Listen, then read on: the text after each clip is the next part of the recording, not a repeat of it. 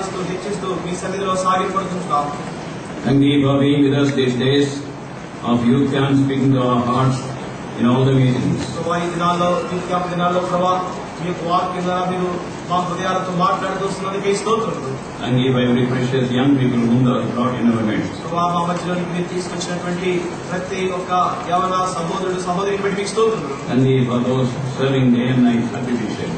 ఎంతో త్యాగపూరితంగా రాత్రి పగలు కూడా సేవిస్తున్నటువంటి ప్రియులు బట్టి మీకు స్తోత్రములు. Even today, Lord, as we enter into the third day of the youth camp, thank you for the meditation during the family prayer through which thou hast spoken to us. ప్రభా తండ్రి మూడో దినము యూత్ క్యాంప్ లో మీరు ప్రవేశపెట్టినందుకే స్తోత్రములు.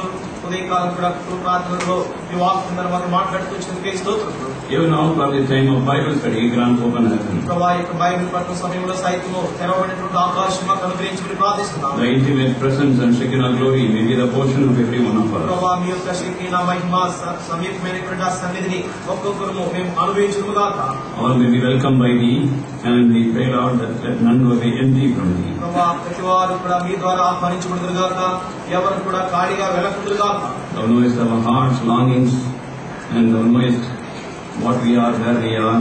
So we pray that through thy word thou will meet our deepest need this morning. ప్రభా మా యొక్క హృదయ వాంఛలు ఎగినటువంటి దేవుడు తండ్రి, మేమేమై ఉన్నామో మేము ఎక్కడున్నామో అని మీకు తెలుస్తుంది కనుక మా యొక్క హృదయ వాంఛలను మీరే మీ వాక్యం ద్వారా తీరుస్తామని ప్రార్థిస్తున్నాం. Take away wandering thoughts and all other hindrances. ప్రభా చంచలమైనటువంటి తలపులన్నింటినీ మరొకసారి తొలగించమని ప్రార్థిస్తున్నాం. Once again we bring ourselves in this place under the sprinkling of the precious blood of the everlasting covenant, the blood of Lord Jesus Christ. మమ్మల్ని ఈ స్థలానికి కూడా మరొకసారి మీ నిత్య నిబంధన అమూల్య ప్రశస్త రక్త ప్రోక్షణ కిందకి తెచ్చుకుంటున్నాం. We rebuke and bind and cast into the bottomless pit all the seen and unseen works of the enemy in the exalted name of Lord Jesus Christ by the authority given to the church. అత్యున్నతమైన యేసుక్రీస్తు ప్రభువారి యొక్క నామములో సంఘమునకు మీరు ఇచ్చినటువంటి అధికారం చొప్పున కనబడినటువంటి చీకటి అంధకార సంబంధమైన శక్తులను గద్దించి పాతాళ వెలుగులోనికి పారదోలుతున్నాం. Give the three of us in the power of the Holy Spirit and grant every utterance from thy presence. ముగ్గురిని కూడా ప్రభా పరిశుద్ధాత్మ అభిషేకం కింద ఉంచుము. ముగ్గురికి కూడా కావలసినటువంటి వాక్ శక్తిని అనుగ్రహించమని ప్రార్థిస్తున్నాం. That Lord Jesus Christ alone may be exalted, we give him all the glory. ప్రభా ప్రభువైన యేసుక్రీస్తు వారు మాత్రమే మా మధ్యలో హెచ్చించబడుగాక, సమస్త మహిమ మీకే చెల్లిస్తున్నాం. We give us, Lord, listening ears and obedient hearts. ప్రభా విను చెవులు గ్రహించు హృదయములు మాకు దయచేయమని ప్రార్థిస్తున్నాం. We give you all the glory, pray with thanksgiving in the exalted name of our loving Lord and living Savior, Lord Jesus Christ. సమస్త మహిమ మీకే చెల్లిస్తూ మా ప్రియ ప్రభు మా ప్రియ రక్షకుడైన ప్రభువైన యేసుక్రీస్తు వారి నామమున ప్రార్థించి వేడుచున్నాము తండ్రి. ఆమేన్. One day a cap seller was going around selling caps. ಒಂದಾನೊಂದು ದಿನ ಒಬ್ಬ ಟೋಪಿಗಳನ್ನು ಮಾರುವಂತವನು ಟೋಪಿಗಳನ್ನು ಮಾರುತ್ತಾ ತಿರುಗಾಡುತ್ತಿದ್ದನು. ఒక దినమున టోపీలు అమ్మేటువంటి వ్యక్తి తాను తిరుగుతూ టోపీలు అమ్ముతుంటున్నాడు. In the noontime he was very tired and he came to a shady tree and he put his basket and started sleeping under it. ಮಧ್ಯಾಹ್ನ ಕಾಲದಲ್ಲಿ ಅವನು ಆಯಾಸಗೊಂಡು ಆತನ ಗಿಡದ ಕೆಳಗೆ ನೆರಳಲ್ಲಿ ಆತನ ಬುಟ್ಟಿಯನ್ನಿಟ್ಟು ಮಲಗಿದನು. మధ్యాహ్న సమయానికి తాను ఎంతో అలసిపోయాడు. తాను అమ్ముతున్నటువంటి ఆ యొక్క టోపీలు బుట్ట చెట్టు కింద అలా పెట్టి తాను కొంచెంసేపు పడుకున్నాడు. And he had his cap on his head while he was sleeping. ಅವನು మలుಕೊಂಡಿರುವಾಗ ఆతన టోపీ ఆతన తల మీదిತ್ತು. తాను నిద్రపోతున్న సమయంలో తాను పెట్టుకున్నటువంటి టోపీ కూడా తన తల మీదనే ఉన్నది. And when he got up, ఆతను ఎత్తు ನೋಡುವಾಗ తాను లేచినప్పుడు the basket was empty. ఆ ಒಂದು ಟೋಪಿಯ ಬುಟ್ಟಿಯು ಖಾಲಿಯಾಗಿತ್ತು. ఆ యొక్క టోపీల బుట్ట అంతా కూడా ఖాళీ అయిపోయింది. And he was looking around here and there, what happened to all the caps. ನನ್ನ ಟೋಪಿಗಳು ಏನಾದವೆಂದು ಆ ಕಡೆ ಈ ಕಡೆ ಹುಡುಕಾಡಲಾರಂಭಿಸಿದನು. ఈ యొక్క టోపీలని ఏమైపోయాయని ఇటువంటి తాను చూస్తుంటున్నాడు. And he could hear the screeching voices of monkeys above him. ಮೇಲೆ కోతిಗಳ మందಗಳ కూగాట అతనికి కేಳಿಸಿತು. తాను మెల్లగా వింటూ వచ్చాడు. కోతులు అవి అరుస్తుంటున్నాయి పైన చెట్టు మీద. And he saw that every monkey had a cap on the head. ప్రతియొక్క మందల తల ಮೇಲೆ ఆతన ಒಂದು టోపీ చెంపదాగి ನೋಡ್ತಾ ಇದ್ದ. తాను చూసింది ఏంటంటే ఒక్కొక్క కోతి ఒక్కొక్క టోపీ తన తల మీద పెట్టుకుని ఉన్నాయి. Then he did not know how to bring down all the caps. ಎಲ್ಲಾ ಟೋಪಿಗಳನ್ನು ಹೇಗೆ ತಿರುಗಿ ವಶಪಡಿಸಿಕೊಳ್ಳುವುದು ಆತನಿಗೆ ಗೊತ್ತಾಗಲಿಲ್ಲ. మనకు అర్థం కాలేదు ఏ రీతిగా తన టోపీలన్నీ మళ్ళీ తాను పొందాలి. And then he thought about a plan. ఆ ನಂತರ ಒಂದು ಯೋಚನೆಯನ್ನು ಹೂಡಿದನು. తనకు ఒక ప్రణాళిక వేశాడు. ఇంకా These monkeys sometimes try to copy the human beings. ఈ మగಗಳು అనేక సారి మనుషులను ನೋಡಿ కలుపుకుంటున్నవే. ఈ యొక్క కోతులు ఎటువంటి మనుషులు ఏమైతే చేస్తారో ఆ రీతిగానే చేయాలనే ప్రయత్నం చేస్తుంటాయి. And they can only copy others. అవి కేవల ఇతరులు ಹೇಗೆ ಮಾಡುತ್ತಾరో ಹಾಗೆ ಮಾಡುತ್ತವೆ. అవి చేసే పని ఏంటంటే వేరే వారు ఎలా చేస్తున్నారో అలా చేస్తూ ఉంటాయి. So he took his cap and then threw down. ಆತನು ತನ್ನ ತಲೆ ಮೇಲಿರುವಂತಹ ಟೋಪಿಯನ್ನು ತೆಗೆದು ಕೆಳಕ್ಕೆಸೆದನು. తాను కూడా తన తల మీద ఉన్నటువంటి టోపీ తీసి తన కింద పెట్టాడు. And all the monkeys also threw the cups down. ತಕ್ಷಣ ಎಲ್ಲಾ ಮಂಗಗಳು ಆ ಟೋಪಿಗಳನ್ನು ತೆಗೆದು ಕೆಳಗೆ ಹಾಕಿದವು. అప్పుడు ఆ కోతులన్నీ కూడా వాటి తల మీద ఉన్నటువంటి ఆ టోపీలు తీసి కింద పెట్టాయి. And he collected all the cups and then went away happily. ಎಲ್ಲ ಟೋಪಿಗಳನ್ನು ಕೂಡಿಸಿಕೊಂಡು ಸಂತೋಷವಾಗಿ ಪುಟ್ಟಿಯನ್ನು ತೆಗೆದುಕೊಂಡು ఆ యొక్క టోపీలన్నీ తీసుకొని సంతోషంగా తను వెళ్ళిపోయాడు. I do not know whether he have played the game in the school called Follow the Leader. Follow the leader ఎన్ನುವಂತ ఆటವನ್ನು ನೀವು ಶಾಲೆಯಲ್ಲಿ ಆಡಿರಬಹುದು. మీరు పాఠశాలలో ఉన్నప్పుడు నాయకుడిని వెంబడించండి. ఆ ఆట మీరు ఆడారని నాకైతే తెలియదు, కానీ there will be one standing before you as a leader. ಒಬ್ಬರು ನಿಮ್ಮ మధ్యದಲ್ಲಿ నాయకుನಾಗಿ ನೇಮಿಸಲ್ಪಟ್ಟು మీ ఎదుట ఒక వ్యక్తి నాయకుడిగా తాను నిలబడి ఉంటాడు. And when he salutes, all of you should salute. ఆతను సల్యూట్ ಮಾಡಿದಾಗ ನೀವೆಲ್ಲರೂ ಸಲ್ಯೂಟ್ ಮಾಡಬೇಕು. తాను సెల్యూట్ చేసినప్పుడు మీరందరూ కూడా సెల్యూట్ చేయాలి. When he smiles, all of you should smile. ఆతను ముఖంలోకి నవ్వుವಾಗ నాವೆಲ್ಲರೂ కూడా నవ్వుతవರಾಗಿರಬೇಕು. తాను నవ్వినప్పుడు మీరు కూడా నవ్వాలి. When he scratches the head, then you have to do it. ఆతను తలಯನ್ನು కేర్ಕೊಳ್ಳುವಾಗ ನೀವು ಕೂಡ తలಯನ್ನು ಕೇರ್ಕೊಳ್ಳಬೇಕು. తాను తలగొక్కుంటే మీరు కూడా తలగొక్కోవాలి. So the leader will slowly go through some harder things to do. ನಂತರ ಆತನು ಇನ್ನೂ ಕಷ್ಟಕರವಾದ ಕಾರ್ಯಗಳಿಗೆ ಹೋಗುತ್ತಾನೆ. ఆ రీతిగా చేస్తూ కొన్ని కఠినమైనటువంటి పనులు చేసేటువంటి వరకు కూడా ఆ యొక్క నాయకుడు వెళ్తాడు. If anyone is not able to do it, then that person will become a leader and this fellow will go and join the group. ಯಾರಾದರೂ ಅದನ್ನು ಮಾಡಲಾಗದೇ ಇದ್ದರೆ ಆ ಮನುಷ್ಯನನ್ನು ನಾಯಕನಾಗಿ ನೇಮಿಸಿ ನಾಯಕನು ಹೋಗಿ ಮತ್ತೆ ಸಾಲಿನಲ್ಲಿ ನಿಂತುಕೊಳ್ಳುತ್ತಾನೆ. ఎవరైనా సరే నాయకుడు వలె చేయడానికి వారికి చేత కాకపోయినప్పుడు వారు నాయకుడి స్థానంలోకి రావాలి, నాయకుడు వారి స్థానంలోకి వెళ్తాడు. We too would like to follow the crowd. ನಾವು ಕೂಡ ಅನೇಕ ಸಾರಿ ಜನಸಮೂಹ ಯಾವ ಕಡೆ ಹೋಗ್ತಾ ಇದೆಯೋ ಆ ಕಡೆ ಹೋಗುವಂತವರಾಗಿರುತ್ತೇವೆ. మనం కూడా అనేక సార్లు సమూహాలను వెంబడిస్తుంటాం. We do not want to stand alone. ನಾವು ಒಬ್ಬಂಟಿಗರಾಗಿ ನಿಂತುಕೊಳ್ಳುವುದಕ್ಕೆ ಇಷ್ಟಪಡುವುದಿಲ್ಲ. ఒంటరిగా నిలిచడానికి మనం ఇష్టపడము. But if we want to have a wonderful abiding presence of the Lord and also all the spiritual privileges God has for you, then you have to be different.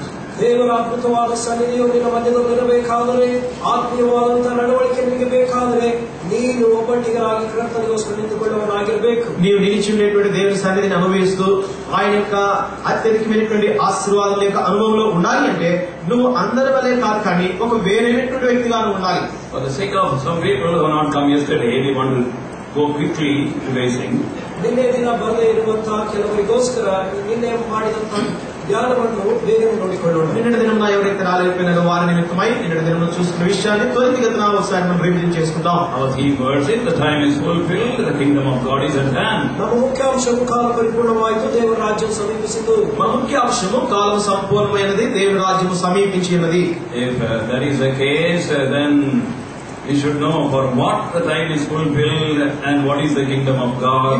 ಇದು ನಿಜವಾದ ಸಂಗತಿಯಾದರೆ ಯಾವುದಕ್ಕೆ ಕಾಲ ಪರಿಪೂರ್ಣವಾಯಿತು ಮತ್ತು ದೇವರ ರಾಜ್ಯವು ಯಾಕೆ ಸಮೀಪಿಸಿದೆ ಎಂಬುದನ್ನು ನಾವು ತಿಳಿದುಕೊಳ್ಳಬೇಕು. విషయం అలాగుంటే కాలము దేనికి కొరకే సంపూర్ణమైంది, దేవుని రాజ్యము ఎలాగో సమీపంగా ఉందనే విషయాన్ని మనం చూడాలి. Our loving God has done everything for us so that His kingdom can be built in our lives. ನಮ್ಮ ಪ್ರೀತಿಯುಳ್ಳ ದೇವರು ನಮಗೋಸ್ಕರ ಸಮಸ್ತವನ್ನು ಮಾಡಿದ್ದಾನೆ. ಯಾಕೆಂದರೆ ಆತನ ರಾಜ್ಯವು ನಮ್ಮ ಜೀವನದಲ್ಲಿ ಕಟ್ಟಲ್ಪಡಬೇಕೆಂದು.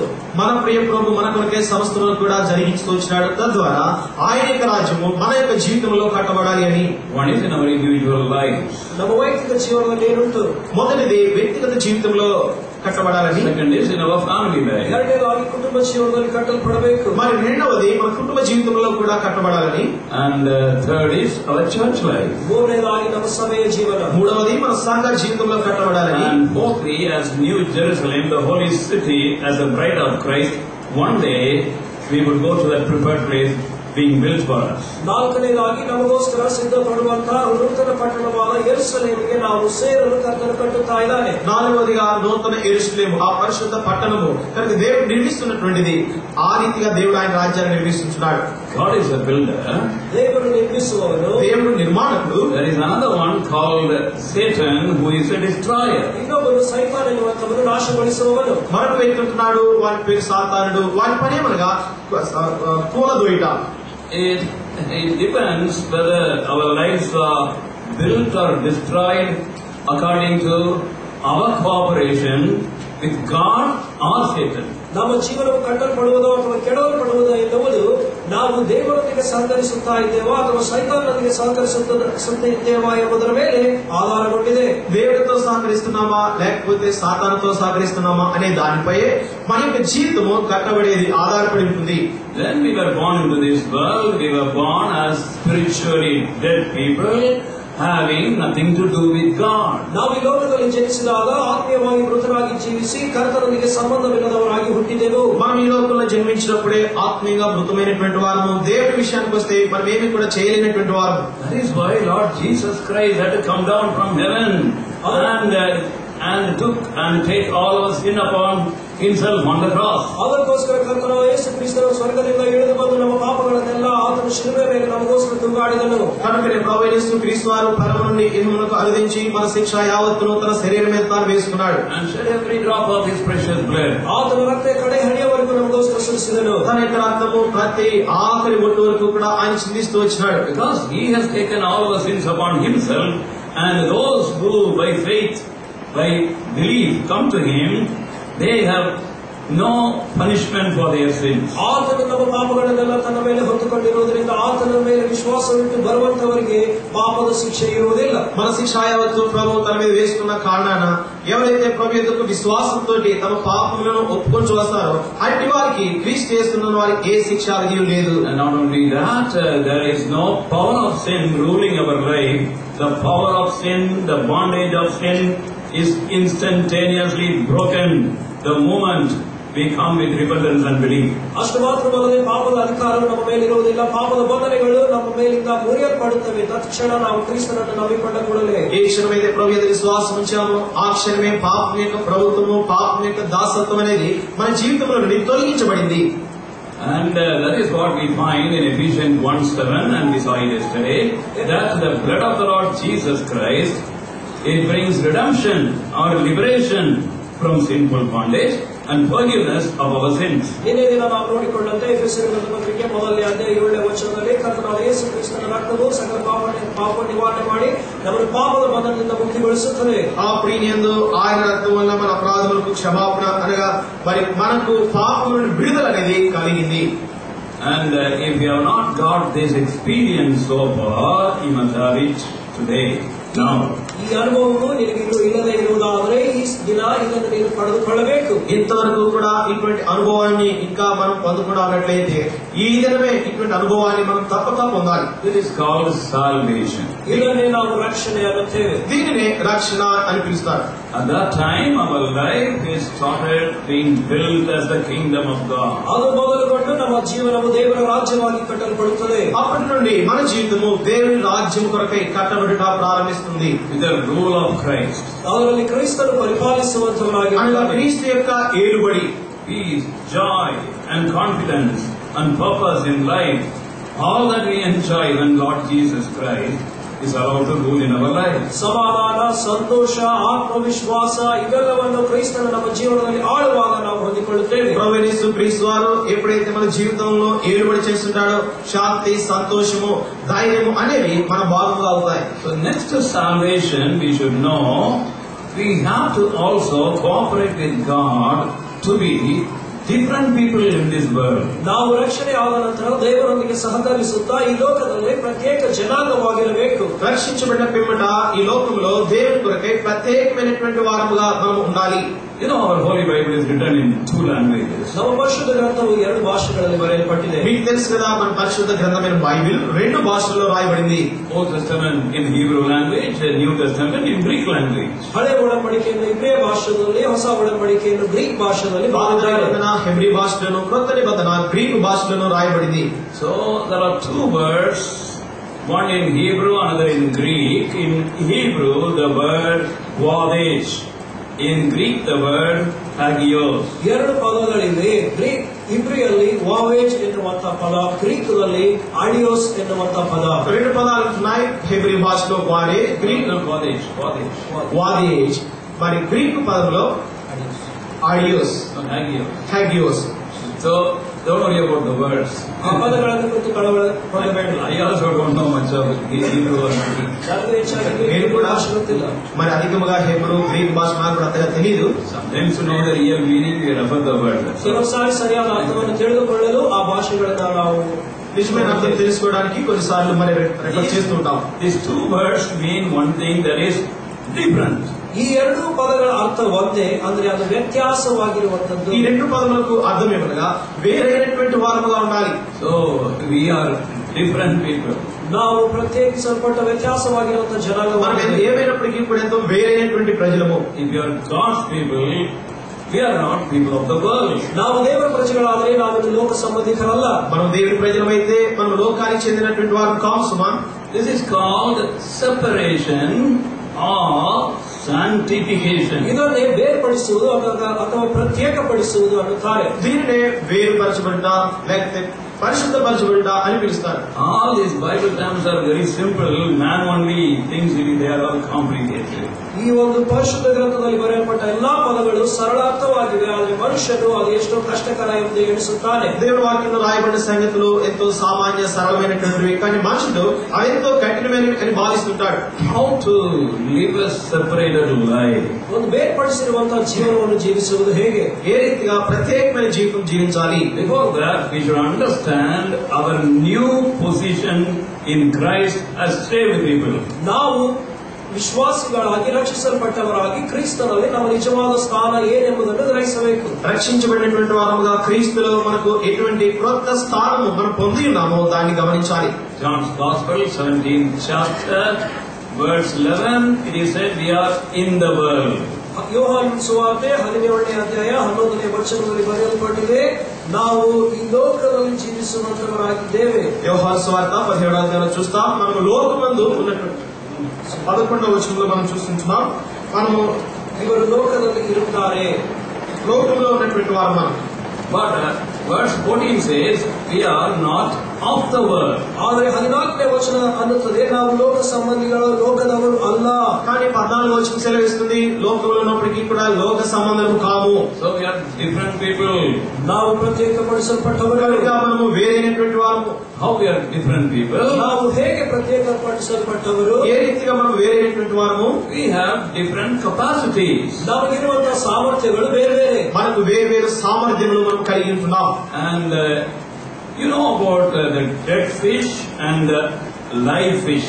ನಿಮಗೆ ಸತ್ತು ಹೋಗಿರುವಂತಹ ಮೀನು ಹಾಗೂ ಜೀವಂತವಾಗಿರುವಂತಹ ಮೀನು ಗೊತ್ತಲ್ವೋ? మీరు ఊహించండి, చనిపోయినటువంటి ఒక చేప, బ్రతికినటువంటి ఒక మరొక చేప. In a flowing river, the dead fish would be carried away by the current. ಈ ನದಿಯ ಪ್ರವಾಹದಲ್ಲಿ ಸತ್ತಿರುವಂತಹ ಮೀನು ಹೊಡೆದುಕೊಂಡು ಹೋಗ್ತಾ ಇರ್ತದೆ. చనిపోయినటువంటి చేప ప్రవాహంలో కొట్టుకుని పోతుంది. But a live fish would swim against the current. ಆದರೆ ಜೀವಿಸುವಂತಹ ಮೀನು ನೀರಿನ ಪ್ರವಾಹಕ್ಕೆ ವಿರೋಧವಾಗಿ ಚಲಿಸುತ್ತಾ కానీ ಇದ್ದಾರೆ. బ్రతికున్నటువంటి ప్రాణంతో ఉన్నటువంటి చేప ఆ ప్రవాహానికి ఎదురుగా ఈదుతుంది. The present world, sinful world system is under Satan. ಈಗ ಇರುವಂತಹ ಲೋಕದ ಕಾರ್ಯವೆಲ್ಲವೂ ಕೂಡ ಸೈತಾನನ ಅಧಿಕಾರದಲ್ಲಿ ಪಾಪದಿಂದ ತುಂಬಿದೆ. ఈ యొక్క లోకంలో ఉన్నటువంటి వ్యవహారం అంతా కూడా సాతాను యొక్క అధికారంలో ఉంటున్నాయి. An unsaved person goes with the world. ಅವಿಶ್ವಾಸಿಯು ಲೋಕದೊಂದಿಗೆ ಸಂಚರಿಸುತ್ತಾರೆ. కనుక రక్షణ లేనటువంటి వ్యక్తి లోకంతో పాటు కొట్టుకుని పోతుంటాడు. And we as saved people, we swim against the current of the world, sinful world. ನಾವು ರಕ್ಷಿಸಲ್ಪಟ್ಟವರಾಗಿ ಲೋಕದ ಪ್ರವಾಹಕ್ಕೆ ವಿರುದ್ಧವಾಗಿ ನಾವು ಈಜಾಡುತ್ತೇವೆ. అయితే విశ్వాసమైనటువంటి మనము ఈ లోకం యొక్క ప్రవాహానికి ఎదురుగా ఈదుతూ వెళ్తాం. Fish is in a salty sea, but salt is not in the fish. ಮೀನು ಉಪ್ಪಿನ ಸಮುದ್ರದಲ್ಲಿ ಇರುತ್ತದೆ, ಆದರೆ ಮೀನಿನೊಳಗಡೆ ಉಪ್ಪಿರುವುದಿಲ್ಲ. ఈ యొక్క చేప ఉప్పు సముద్రంలో ఉంటుంది, కానీ ఆ సముద్రంలో ఉన్నటువంటి ఉప్పు ఈ యొక్క చేపలో ఉండదు. So this is our new position in the Lord Jesus Christ. ಇದು ಕರ್ತನಾದ ಯೇಸು ಕ್ರಿಸ್ತನಲ್ಲಿ ನಮಗಿರುವಂತಹ ಹೊಸ ಸ್ಥಾನ. ఇది క్రీస్తు యేసునందు మనకి ఇవ్వబడినటువంటి నూతనమైనటువంటి స్థానము. Secondly, we should also know, this is very important. If you are sleeping, wake up, or if you are not listening, if you are roaming in Rome or dwelling in Australia and going to London, please come back and be here and listen. ಈಗ ನಾವು ಹೇಳುವಂತಹ ವಿಷಯ ಬಹು ಪ್ರಾಮುಖ್ಯವಾದದ್ದು, ಆದ್ದರಿಂದ ಮಲಕೊಳ್ಳುವವರು ದಯವಿಟ್ಟು ಎಚ್ಚೆತ್ತುಕೊಳ್ಳಿರಿ. ನಿಮ್ಮ ಆಲೋಚನೆಗಳಲ್ಲಿ ಸಂಚರಿಸುತ್ತಾ ಕೂಡ ಇಲ್ಲೇ ಲಕ್ಷ್ಯವಿಡಿರಿ. ఇదెంతో ప్రాముఖ్యమైనటువంటి అంశము. మీరు ఇక్కడ అక్కడ విహరిస్తూ లండన్ ఆస్ట్రేలియాలో విహరించవద్దు. దయచేసి ఇక్కడికి వచ్చి ఇక్కడ ధ్యానం ఉంచండి. Many of us appear to be looking, but mind is somewhere. ನಾವೆಲ್ಲರೂ ನೋಡುತ್ತಾ ಇರುವಂತೆ ಕಾಣುತ್ತಾ ಇದ್ದೀರಿ, ಆದರೆ ನಿಮ್ಮ ಮನಸ್ಸುಗಳೆಲ್ಲೋ ಇವೆ. మనలో చాలా మంది చూడడానికి ఏమి ఇక్కడే ఉన్నట్లుగా ఉంది, కానీ మన మనసు ఏమి ఎక్కడో సంచరిస్తుంది. Our mind is faster than the speed of light or electricity. ನಮ್ಮ ಮೆದುಳು ಬೆಳಕಿನ ವೇಗಕ್ಕಿಂತ ಜೋರಾಗಿದೆ. మన యొక్క మనసు అనేది వెలుగు కంటే కూడా వేగవంతమైనది. Now, beloved, we are talking about our resources or riches to live the separated life. ಪ್ರಿಯವಾದವರೇ, ಈ ಸಮಯದಲ್ಲಿ ನಾವು ಬೇರ್ಪಡಿಸಲ್ಪಟ್ಟಿರುವಂತಹ ಪ್ರತ್ಯೇಕಪಡಿಸಿರುವಂತಹ ಜೀವನಗಳಿಗೆ ಮೂಲಾಧಾರಗಳನ್ನು ಹುಡುಕುವಂತವರಾಗಿದ್ದೇವೆ. ప్రత్యేకమైన జీవితం జీవించడానికి మనకున్నటువంటి ఆ యొక్క ఐశ్వర్యము అనేటువంటిది. Many people have come with prayer requests to me. ಅನೇಕರು ಪ್ರಾರ್ಥನೆ ವಿಜ್ಞಾಪನೆಯೊಂದಿಗೆ ನನ್ನ ಹತ್ತಿರಕ್ಕೆ ಬಂದಿದ್ದಾರೆ. చాలా మంది ఒక ప్రార్థన మన నాయకుల కోసం ఉంటారు. Especially young people. ಹೆಚ್ಚಾಗಿ ಯವನಸ್ಥರು, ప్రత్యేకంగా యవనస్తులు. Please pray for me. I may live a victorious life. ನನಗೋಸ್ಕರ ಪ್ರಾರ್ಥಿಸಿ ನಾನು ಜೀವನವನ್ನು ಜೀವಿಸಬೇಕಿದೆ. నేను విజయవంతమైన జీవితం జీవించడానికి దయచేసి నా కొరకు ప్రార్థించండి అంటారు. We need not pray for it. We should know what we are at our disposal to live a victorious life, and we have to appropriately make it our own. ಅದಕ್ಕಾಗಿ ಪ್ರಾರ್ಥಿಸುವುದಕ್ಕಿಂತಲೂ ಕೂಡ ಹೆಚ್ಚಾಗಿ ಜಯವಾದ ಜೀವನವನ್ನು ಜೀವಿಸುವುದಕ್ಕೆ ನಮ್ಮ ಜೀವನದಲ್ಲಿ ಏನಿರಬೇಕು, ಅದನ್ನು ಹೇಗೆ ನಾವು ಸ್ವತಂತ್ರಗೊಳಿಸಿಕೊಳ್ಳಬೇಕು ಎಂಬುದನ್ನು ಯೋಚಿಸಬೇಕು. విజయవంతమైన జీవితం జీవించడానికి ప్రార్థన కాదు చేయాల్సింది. ఆ జీవితం జీవించడానికి మనకు ఏదైతే అందుబాటులో ఉన్నాయో వాటిని వాడుకోవడం ద్వారా. And I remember what happened to me about around 50 years ago, around 48 years ago. ಸುಮಾರು 48 ವರ್ಷಗಳ ಹಿಂದೆ ನನ್ನ ಜೀವನದಲ್ಲಿ ಏನು ನಡೆಯುತ್ತದೆ ಎಂಬುದು ನನಗೆ ನೆನಪಾಗುತ್ತಾ ಇದೆ. మరి దాదాపు 48-50 సంవత్సరాల క్రితము నా జీవితంలో జరిగినటువంటి విషయము నాకు మరి ఎందుకు అలాగైందో నాకు తెలియదు. కానీ I was a young man and I was in North India. The main purpose was to preach the gospel. ನಾನು ಯವನಸ್ಥನಾಗಿ ನಾರ್ತ್ ಇಂಡಿಯಾದಲ್ಲಿರುವಾಗ ನನ್ನ ಮುಖ್ಯ ಉದ್ದೇಶ ಸುವಾರ್ತೆ ಸಾರುವುದು. నేను నార్త్ ఇండియా ప్రాంతంలో ఉన్నాను. సువార్త ప్రకటించే నాకు ముఖ్యమైనటువంటి పనిగా ఉంటుంది. And I went to Shillong, a very cold place, and that night the lady of the house, an elderly lady, where I stayed, showed me the room where I had to sleep. ಆ ಕಾಲದಲ್ಲಿ ನಾನು ಶಿಲಾಂಗಿಗೆ ಹೋದೆ. ಅಲ್ಲಿ ಬಹಳ ಚಳಿ ಹೆಚ್ಚಾಗಿರುತ್ತದೆ. ಆ ಮನೆ ಯಜಮಾನರು ನನಗೊಂದು కోడేను తోసి అది మలుగురు ಹೇಳಿದರು. ఆ దినాల్లో షిల్లాంగ్ ప్రాంతానికి వెళ్ళాను. అదెంతో చలితో కూడుకున్నటువంటిది. ఆ యొక్క ఇంటి యజమానురాలు నేను ఉన్న దాని కొరకే ఒక గదిని నాకు చూపించింది. He said, brother, you go to sleep. Morning we will bring tea or coffee for you. సోదరుడే, ఈ సమయంలో మలుకొళ్ళి ఉదయ కాలంలో మీకు టీ ಅಥವಾ కాఫీಯನ್ನು ಕೊಡುತ್ತೇವೆ. సహోదరుడా, మీరు నిద్రపోండి, ఉదయకాలం మేము మీకు టీ తీసుకుని వస్తామని చెప్పింది. So before lying down, I knelt down and prayed. ನಾನು ಮಲಗುವುದಕ್ಕಿಂತ ಮುಂಚೆ ಮೊಣಕಾಲನ್ನು ಪ್ರಾರ್ಥಿಸಿದೆ. మరి నేను నిద్రపోవడానికి ముందుగా నేను మోకరించి ప్రార్థించాను. Then as I was lying down, ನಾನು మలుకొళ్ళుವಾಗ నేను ఆ రీతిగా మరి పడుకునుండగా it was very cold. బహಳ చలిಯಾಗಿ అది విపరీతమైనటువంటి చలి. I was searching for a blanket or something to cover it. Nothing was there. ನಾನು ನನ್ನನ್ನು ಹೊಂದಿಕೊಳ್ಳುವುದಕ್ಕೆ ಅಲ್ಲಿ ಏನಾದರೂ ಇರ್ತದೆ ಎಂಬುದಾಗಿ ನೋಡುತ್ತಾ ಇದ್ದೆ. ಅದರಲ್ಲಿ ಏನೂ ಇರಲಿಲ್ಲ. నేను కప్పుకోవాలని బ్లాంకెట్ కొరకే చూస్తున్నాను, కానీ అక్కడ ఏది కూడా నాకు బ్లాంకెట్ కనబడలేదు. These people showing a nice room but without anything to cover.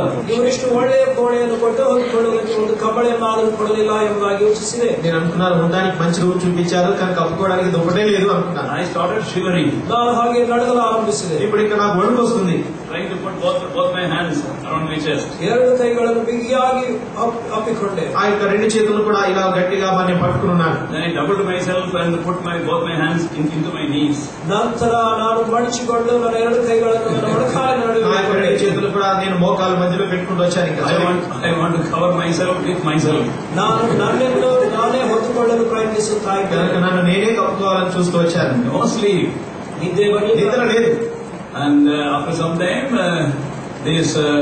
both upper and lower jaw teeth, they were sending telegraphic messages. ನಂತರ ನನ್ನ ಎರಡು ದವಡೆಗಳು ನಡುಗಿ ಹೊಡೆದುಕೊಳ್ಳುತ್ತಾ ಇದ್ದವು. చెడుಗೆ కొద్ది సమయం తర్వాత నా యొక్క రెండు పళ్ళు, పై పళ్ళు, కింద పళ్ళు కూడా ఇంకా బిగబెట్టిపోతున్నాయి. Oh, no sleep. Morning that lady came around 5:36 o'clock. రాత్రి సరియాಗಿ నిద్ర ఇರಲಿಲ್ಲ. ఉదయకాలం 5:30-6 గంటలకు మನೆ యజమానుడు ಬಂದಳು. రాత్రి అంతా కూడా ఎటువంటి నిద్ర లేదు. ఉదయకాలం 5:30 ప్రాంతంలో ఆ సహోదరి వచ్చింది. Praise the Lord, brother. Praise the Lord, brother. అని అడిగింది, ప్రైజ్ లార్డ్ సహోదరుడా. No sleep, where I can say praise the Lord. నిద్ర ఇರಲಿಲ್ಲ. రాత్రి ಎಲ್ಲ ಹೇಗೆ praise the Lord ಎಂದು ಹೇಳಿ. రాత్రి అంతా నిద్ర లేదు, ప్రైజ్ లార్డ్ ఎలా చెప్పేది. Then she said, did you sleep well? సోదరుడు ಚೆನ್ನಾಗಿ ಮಲಗಿಕೊಂಡ್ರಾ? అడిగింది, అయ్యా మంచిగా నిద్ర పట్టిందా? Where to sleep? No blanket. ಎಲ್ಲಿ ಮಲಗಿಕೊಳ್ಳಲಿ? ಬ್ಲಾಂಕೆಟ್ ಏನಿಲ್ಲ. నేను చెప్పానమ్మా, ఎక్కడ నిద్ర, అసలు బ్లాంకెట్ లేదే కదా అన్నాను. Then she said, please come, and then she lifted up a small sheet over the bed. There were 2 new blankets underneath. ನಾನು ಮಲಗಿಕೊಂಡಿರುವ ಹಾಸಿಗೆಯ ಮೇಲೆ ಚಿಕ್ಕ ಬಟ್ಟೆಯನ್ನು ತೋರಿಸಿದಳು. ಅಲ್ಲಿ 2 ಜಂಕಾಲಗಳಿದ್ದವು. సహోదరుడు మీరు రెండని తీసుకెళ్ళింది. ఆ యొక్క మంచం మీద చిన్న క్లాత్ తీసింది. దాని కింద 2 కొత్త బ్లాంకెట్లు ఉన్నాయి. 2 new beautiful nice blankets. Over that I was shivering with cold. 2 ಹೊಸದಾಗಿರುವಂತಹ ಕಂಬಳಿಗಳು, ಅದರ ಮೇಲೆ ಮಲಕೊಂಡು ನಾನು ಚಳಿಗೆ ನಡುಗುತ್ತಾ ಇದ್ದೆ. చూడండి, 2 అద్భుతమైనటువంటి చక్కటి కొత్త బ్లాంకెట్స్ ఉన్నాయి. ఉండి కూడా నేను చలికి ఎంతో ఇబ్బంది పడ్డాను. Like that many stories are there. When we have time, I will talk to you about ఈ ರೀತಿಯಾಗಿ ಅನೇಕ ಕಥೆಗಳನ್ನು ಸಮಯಾವಕಾಶವಿರುವುದಾದರೆ ನಿಮ್ಮೊಂದಿಗೆ ಹಂಚಿಕೊಳ್ಳುತ್ತೇನೆ. ఇటువంటి చెప్పడానికి చాలా ఉన్నాయి. సమయం ఉన్నప్పుడు నేను మీతో పంచుకుంటాను. We don't know our resources, what is at our disposal. ನಮ್ಮ ಕೈಯಲ್ಲಿರುವುದು, ನಮಗೆ ಮೂಲವಾಗಿರುವುದೇ ನಮಗೆ ಗೊತ್ತಿಲ್ಲ. మనకు అందుబాటులో మనం వాడుకున్న కొరకే మనకి ఎటువంటి ఐశ్వర్యం ఉందో మనకు తెలియదు. The moment we are born again, we are given the power of the cross. ನಾವು ನೂತನವಾಗಿ ಜನಿಸಿದ ಕೂಡಲೇ ಶಿಲುಬೆಯ ಶಕ್ತಿಯನ್ನು ನಮಗೆ ಕೊಡಲ್ಪಡುತ್ತದೆ. మనం ఏ క్షణమైతే తిరిగి జన్మించామో ఆ క్షణమే మన కొరకై శిలువ శక్తి అనేది ఇవ్వబడింది. Are you listening? మీరు వింటున్నారు కదా? The power of the cross. ಶಿಲುಬೆಯ ಶಕ್ತಿಯು, శిలువ శక్తి. No need to pray for it, no need to ask for it. ಅದನ್ನು ಕೇಳುವ, ಪ್ರಾರ್ಥಿಸುವ ಅವಶ್ಯಕತೆ ಇಲ್ಲ. ఆ శిలువ శక్తి కొరకే ప్రార్థించిన అవసరం లేదు, దాని కొరకే అడగన అవసరం కూడా లేదు. Because it is already given to us. ಯಾಕೆಂದ್ರೆ ಅದು ಈಗಾಗಲೇ ನಮಗೆ ಕೊಡಲ್ಪಟ್ಟಿದೆ. ఎందుకనగా అది ఇప్పటికే మనకి ఇవ్వబడింది. First, the power over Satan. ಮೊದಲನೇದಾಗಿ ಸೈತಾನನ ಮೇಲೆ ಅಧಿಕಾರ. మొట్టమొదటిగా సాతాను శక్తి మీద అధికారము. And any one of you please read Colossians chapter 2 verse 15, any language. ದಯವಿಟ್ಟು ನಿಮ್ಮಲ್ಲಿ ಯಾರಾದರೂ ಯಾವ ಭಾಷೆಯಲ್ಲಾದರೂ ಕೊಲೊಸ್ಸೆಗೆ ಬರೆದ ಪತ್ರಿಕೆ 2ನೇ ಅಧ್ಯಾಯ 15ನೇ ವಚನವನ್ನು ದಯವಿಟ್ಟು ಓದಬಲ್ಲಿರಾ? మీరు ఎవరైనా మీ భాష ఏ భాష అయినా సరే కొలస్సీలకు రాసిన పత్రిక 2వ అధ్యాయం 15వ వచనం దయచేసి చదవండి. ಆತನ ದೊರೆತನಗಳನ್ನು ಅಧಿಕಾರಗಳನ್ನು ವಿಧಾಯಿತರನ್ನಾಗಿ ಮಾಡಿ ಜಯೋತ್ಸವ ಮಾಡುತ್ತಾನೆ ಎಂಬಂತೆ మరియు అపరాధములను శరీరమును తులచెక్కుగా ఇడుటవలెను. ಕೊಲೊಸ್ಸೆ 2:15. And the disease of God rule in your hearts, so to which also ye are called in one body, and be ye thankful. ಆತನ ದೊರೆತನಗಳನ್ನು ಅಧಿಕಾರಗಳನ್ನು ನಿರಾಯುಧರನ್ನಾಗಿ ಮಾಡಿ ಜಯೋತ್ಸವ ಮಾಡುತ್ತಾನೋ ಎಂಬಂತೆ ಶಿಲುಬೆಯ ಮೇಲೆ ಅವುಗಳನ್ನು ಜಯಿಸಲ್ಪಟ್ಟವುಗಳನ್ನಾಗಿ ಮೆರೆಸುತ್ತಾ ತೋರಿಸಿದನು. On the cross, Lord Jesus Christ defeated the enemy fully, captured all the power from him. ಶಿಲುಬೆಯ ಮೇಲೆ ಕರ್ತನಾದ ಯೇಸು ಕ್ರಿಸ್ತನು ಸಂಪೂರ್ಣವಾಗಿ ಶತ್ರುವನ್ನು ಸೋಲಿಸಿ ಆತನಿಗಿರುವಂತಹ ಅಧಿಕಾರವನ್ನೆಲ್ಲ ತೆಗೆದುಕೊಂಡು ಬಿಟ್ಟನು. శిలువ మీద ప్రభువైన యేసు క్రీస్తు వారు సాతాను పూర్తిగా ఓడించి సాతాను యొక్క ఆధీనంలో ఉన్నటువంటి ఆ యొక్క ఆయుధములన్నింటినీ కూడా తీసివేసినాడు. Satan is a defeated foe. ಈಗ ಸೈತಾನನು ಸೋಲಿಸಲ್ಪಟ್ಟ ಶತ್ರು. సాతాను ఇప్పుడు ఓడిపోయినటువంటి వాడు. Are you listening? మీరు వింటున్నారు కదా? Satan is already defeated as far as a believer is concerned. ಒಬ್ಬ ವಿಶ್ವಾಸಿಯ ದೃಷ್ಟಿಯಲ್ಲಿ ಸೈತಾನನು ಸೋತವನು. విశ్వాస విషయానికి వస్తే సాతానుడు ఓడిపోయినటువంటి వాడు. You come as a roaring lion. ನಾವು ಈಗ I wanted to roar, but you just wait. ನಾವು ಈಗ ಗರ್ಜಿಸುವ ಸಿಂಹೋಪಾಯದಲ್ಲಿದ್ದೇವೆ. నేను గర్జించే సింహంలాగా మీ ఎదుకు రావాలని నేను ప్రయత్నం చేస్తుంటాను. And it is only roaring, nothing he can do. ఆతను గర్జిಸುವುದಕ್ಕಿಂತ ಹೆಚ್ಚಾಗಿ ಏನು ಮಾಡಲಾರನು. అనగా సాతానుడు వాడు గర్జిస్తున్నాడు, కానీ అందులో ఎటువంటి శక్తి కూడా లేదు. Already his strength, everything is taken away by the cross. ಆತನ ಬಲವೆಲ್ಲವೂ ಕೂಡ ಶಿಲುಬೆಯಲ್ಲಿ ತೆಗೆದುಹಾಕಲ್ಪಟ್ಟಿದೆ. శిలువ ద్వారా వాడి ఎద్దు ఉన్నటువంటి ఆయుధములన్నీ కూడా నిరాయుధముగా మరి ప్రభు వాడిని చేసినాడు. If you are filled with fear, ನೀವು ಭಯದಿಂದ ತುಂಬಿದ್ಯಾವ, ఒకవేళ నీవు భయంతో నింపబడి ఉంటే, if you are filled with doubt, ನೀನು ಸಂದೇಹದಿಂದ ತುಂಬಲ್ಪಟ್ಟಿದ್ಯಾವ, నీవు అనుమానంతో నింపబడి ఉంటే, if you are filled with worry, ನೀನು ಸಮಸ್ಯೆಯಿಂದ ತುಂಬಲ್ಪಟ್ಟಿರೋದೇ, ఒకవేళ చింతతో నీవు నింపబడి ఉంటే, and whatever the enemy is bringing to you, ಅವನು ಸೈತಾನಿನ್ನೇನಾದರೂ ನಿನ್ನ ಹತ್ತಿರಕ್ಕೆ ತರುವುದಾದರೆ, శత్రువు ఏదేది నీ ఎదురు తీసుకుని వస్తుంటున్నాడో, and just by faith you say, in the name of the Lord Jesus Christ, I cast you out, O enemy, who bring all these things in my heart. ಕೇವಲ ವಿಶ್ವಾಸದಿಂದ ಕರ್ತನಾದ ಯೇಸು ಕ್ರಿಸ್ತನ ನಾಮದಲ್ಲಿ ನೀನು ತರುವಂತಹ ಈ ಎಲ್ಲವನ್ನು ಕೂಡ ತೊರೆಯುತ್ತಾ ಇದ್ದೇನೆ ಎಂಬುದಾಗಿ ಶತ್ರುವನ್ನು ಗದರಿಸಿರಿ. నీవు ఇలాగ సాతానుతో చెప్పవచ్చు, నా హృదయంలోనికి వీటన్నిటిని తీసుకొస్తున్నటువంటి నిన్ను ప్రభువైన యేసు క్రీస్తు వారి నామంలో పారదోలుతున్నామని. One sister, old sister, she was in God's service. One day morning came to me in Hebron. ಒಬ್ಬ ವೃದ್ಧ ಪ್ರಾಯದಲ್ಲಿ ಇರುವಂತಹ ಸಹೋದರಿ ದೇವರ ಸೇವಕರಾಗಿದ್ದಳು. ಆಕೆ ಹೆಬ್ರೋನಲ್ಲಿ ನನ್ನ ಹತ್ತಿರಕ್ಕೆ ಬಂದಳು. మరి ఒక సహోదరి తనతో పెద్ద వయసులో ఉన్నటువంటిది దేవుని దాసురాలు. నేను హెబ్రోన్ ఉండగా ఒకసారి నా ఎదురుకు వచ్చింది. And she said, please pray for me throughout night. Some noises I heard, somebody beating drums, somebody shouting, somebody laughing. Nobody is there, but some spirit is troubling me. ಅಯ್ಯನವರೇ ನಮಗೋಸ್ಕರ ಪ್ರಾರ್ಥಿಸಿರಿ. ರಾತ್ರಿ ಎಲ್ಲ ಯಾರು ಬಾರಿಸುತ್ತಾ ಇರುವಂತೆ, ಹಾಡುತ್ತಾ ಜೋರಾಗಿ ನಗುತ್ತಾ ಇರುವಂತೆ, ರಾತ್ರಿ ಎಲ್ಲ ಸಮಾಧಾನವಿಲ್ಲದೆ ನಿದ್ದೆ ಇಲ್ಲದೆ ಎಲ್ಲಾ ಶಬ್ದಗಳನ್ನು ಕೇಳುತ್ತಾ ಇದೆ ಎಂಬುದಾಗಿ ಹೇಳಿದರು. అయ్యా రాత్రి అంతా నాకు నిద్ర పట్టలేదు, వేరు వేరు శబ్దాలు వింటూ వచ్చాను, వేరు వేరు వాయిద్యములు శబ్దములు వింటూ వచ్చాను, కనుక దయచేసి నాకు ప్రార్థించండి అని చెప్పింది. Then I told her, in the name of the Lord Jesus Christ, you have the power to rebuke it.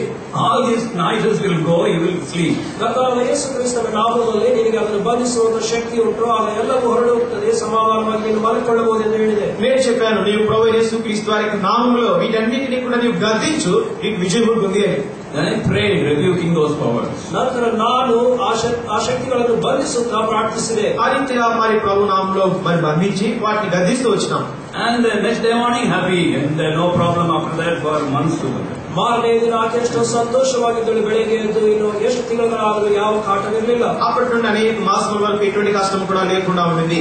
My beloved young brother, young sister, we are not on the playground in this world, we are on the battleground. ಪ್ರಿಯರಾದ ಸಹೋದರ ಸಹೋದರಿಯರೇ, ನಾವು ಈ ಲೋಕದ ಆಟದ ಮೈದಾನದಲ್ಲ, ನಾವು ಈ ಲೋಕದ ರಣರಂಗದಲ್ಲಿದ್ದೇವೆ. ప్రియులారా, యవన సహోదరుడా, యవన సహోదరి, ఈ లోకంలో మనం ఆడటానికి ఆ భూమి మీద ఏం కానీ యుద్ధ రంగంలో ఉంటున్నాం. But the good news is the battle is won already by the Lord Jesus Christ. You claim that victory in His name. ಶುಭವಾರ್ತೆ ಏನಂದ್ರೆ ನಮ್ಮ ಕರ್ತನಾದ ಯೇಸು ಕ್ರಿಸ್ತನು ಆ ಯುದ್ಧವನ್ನು ಜಯಿಸಿದ್ದಾನೆ, ಆತನ ಜಯವನ್ನು ನಾವು ಪಡೆದುಕೊಳ್ಳಬೇಕು. అయితే నీకున్నటువంటి మంచి వార్త ఏమనగా, ఇప్పటికే ప్రభు విజయాన్ని సాధించాడు. ప్రభు యొక్క నామంలో ఆయన యొక్క విజయాన్ని నీవు కూడా కోరుకో. That is the first power of the cross available to you as a believer.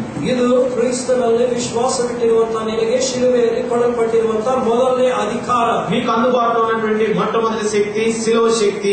And the second power available to you, ನಿನಗೆ ಕೊಡಲ್ಪಟ್ಟಿರುವಂತಹ ಎರಡನೇ ಅಧಿಕಾರ ಅಥವಾ ಶಕ್ತಿಯು, నీకు అందుబాటులో ఉన్నటువంటి రెండవ శక్తి the power of the cross over self.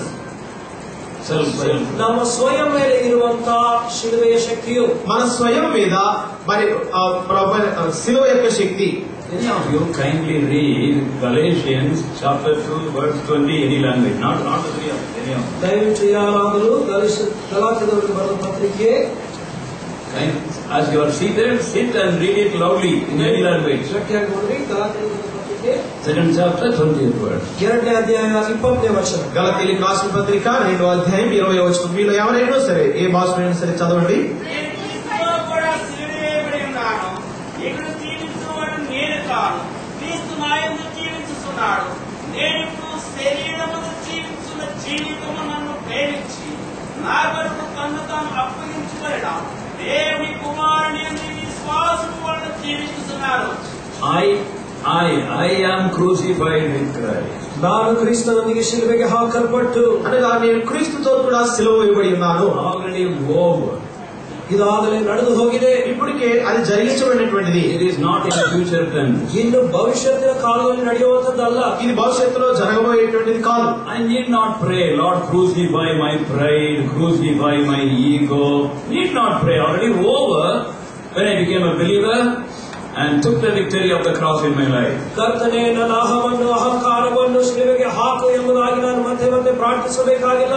ಇದಾಗಲೇ ಕ್ರಿಸ್ತನೊಂದಿಗೆ ಶಿಲುಬೆಗೆ ಹಾಕಲ್ಪಟ್ಟಿದೆ. ప్రభువా, నా స్వయం సిలువేము, నా యొక్క గర్వము సిలువేమని మరలా ప్రార్థించవలసిన అవసరం లేదు. అది ఇప్పటికే జరిగినటువంటి కార్యం ఇది.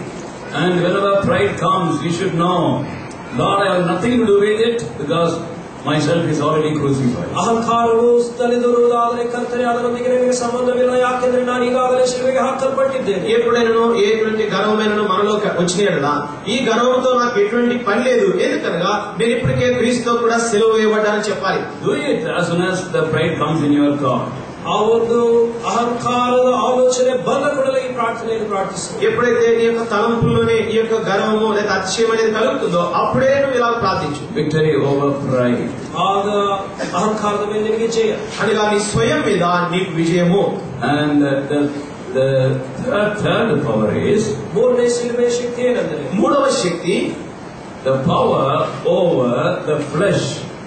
ಮಾಂಸದ ಮೇಲೆ ಅಧಿಕಾರ, అనగా శరీరం మీద మరి శక్తి. Can anybody read quickly and loudly? Galatians 5:24. ದಯವಿಟ್ಟು ಜೋರಾಗಿ ಗಲಾತಿ 5:24. దయచేసి ఎవరైనా గలతీయులకు రాసిన పత్రిక 5వ అధ్యాయం 24వ వచనం చదవండి.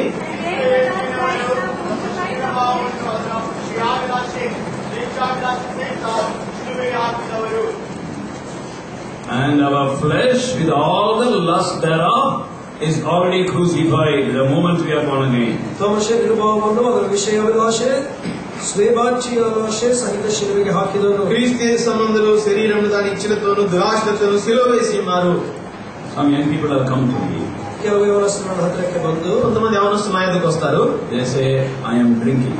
ನಾನು ಕುಡಿತದಲ್ಲಿದ್ದೇನೆ ಎಂಬುದಾಗಿ వారు చెప్తారు, అయ్యా మరి నేను త్రాగుడు అలవాటుంది నాకు. I am a slave to dirty websites. ನಾನು ಕೆಟ್ಟ ಕೆಟ್ಟ ವೆಬ್ಸೈಟ್ ಗಳಿಗೆ ದಾಸನಾಗಿದ್ದೇನೆ. అపవిత్రమైనటువంటి వెబ్సైట్ కి నేను దాసుడిగా ఉన్నాను. I cannot look at a girl without lust. ನಾನು కోరిಕೆయಲ್ಲದೆ ಒಬ್ಬ ಸ್ತ್ರೀಯನ್ನು ನೋಡಲಾಗುವುದಿಲ್ಲ. కనుక శరీరాశ అనేది లేకుండా ఒక స్త్రీని నేను చూడకుండా ఉండలేను. ಏನ್ ಮಾಡಬೇಕು, నేనేం చేయాలి? And the only answer is, as you are born again, already you are dead to all this, you are victory. ಇದಕ್ಕೆ ಒಂದೇ ಒಂದು ಉತ್ತರ, ನಿನ್ನೂತನವಾಗಿ ಜನಿಸುವುದಾದ್ರೆ ಇವೆಲ್ಲಕ್ಕೂ ನೀನು ಸತ್ತವರಾಗಿದ್ದಿ. అయితే దీనంతటికి ఒకే ఒక జవాబు, ఎప్పుడైతే నువ్వు రక్షించబడ్డావో అప్పుడే వీటన్నిటి కొరకై నీకు సిలువ వేయబడ్డావు అనగా విజయము ఇప్పటికే నీకు ఇవ్వబడింది. Now I want to tell you a real story. నిజవాದ ಘಟನೆಯನ್ನು ಹೇಳಲು ಬಯಸುತ್ತೇನೆ. నేను మీతో ఒక నిజమైనటువంటి విషయాన్ని చెప్పాలనుకుంటున్నాను. Don't think I am wasting your time with stories. దయವಿಟ್ಟು కథೆ ಹೇಳಿ ಸಮಯ ಕಳೆಯುತ್ತಾ ಇದ್ದಾರೆ ಅಂದುಕೊಳ್ಳಬೇಡ್ರಿ. ఈ యొక్క కథలతోటి సమయాన్ని వృధా పరుస్తున్నారని మీరు ఏమాత్రం ఆలోచించవద్దు. These are very important, basic doctrinal truths. We have to understand it. That's why I am using stories. ಇವು ಎಷ್ಟು ಪ್ರಾಮುಖ್ಯವಾದ ಪ್ರಾಥಮಿಕವಾದಂತಹ ವಾಕ್ಯಾಂಶ ಸತ್ಯಗಳು, ದಯವಿಟ್ಟು ಅದನ್ನು ಅರ್ಥ ಮಾಡಿಕೊಳ್ಳಿ. ఇవన్నీ కూడా ప్రాథమికమైనటువంటివి, మూల సంబంధమైనటువంటివి. వీటిని ఈ యొక్క కథల ద్వారానే తెలుసుకునేది ఎంతో ప్రాముఖ్యమైనది. This is a real incident which happened. ಇದು నిజವಾದ ಘಟನೆ ನಡೆದದ್ದು. ఇది నిజంగా జరిగినటువంటి సంఘటన. I have told you many times before. ಅನೇಕ ಸಾರಿ ನಿಮಗೆ ಹಂಚಿಕೊಂಡಿದ್ದೇನೆ. ఇంతకు మునుపు కూడా మీకు అనేక సార్లు దీని విషయం పంచుకున్నాను. If any of you are hearing it for the second time, go to sleep for 5 minutes. ಯಾರಾದರೂ ಇದನ್ನು ಎರಡನೇ ಸಾರಿ ಅಥವಾ ಮೂರನೇ ಸಾರಿ ಕೇಳ್ತಾ ಇದ್ರೆ 5 ನಿಮಿಷ ಮಲಗಿಕೊಳ್ಳಿ. కనుక ఎవరైనా మరి దీన్ని రెండోసారి వింటున్న వారు ఎవరైనా ఉంటే 5 నిమిషాలు మీరు నిద్రపోవచ్చు.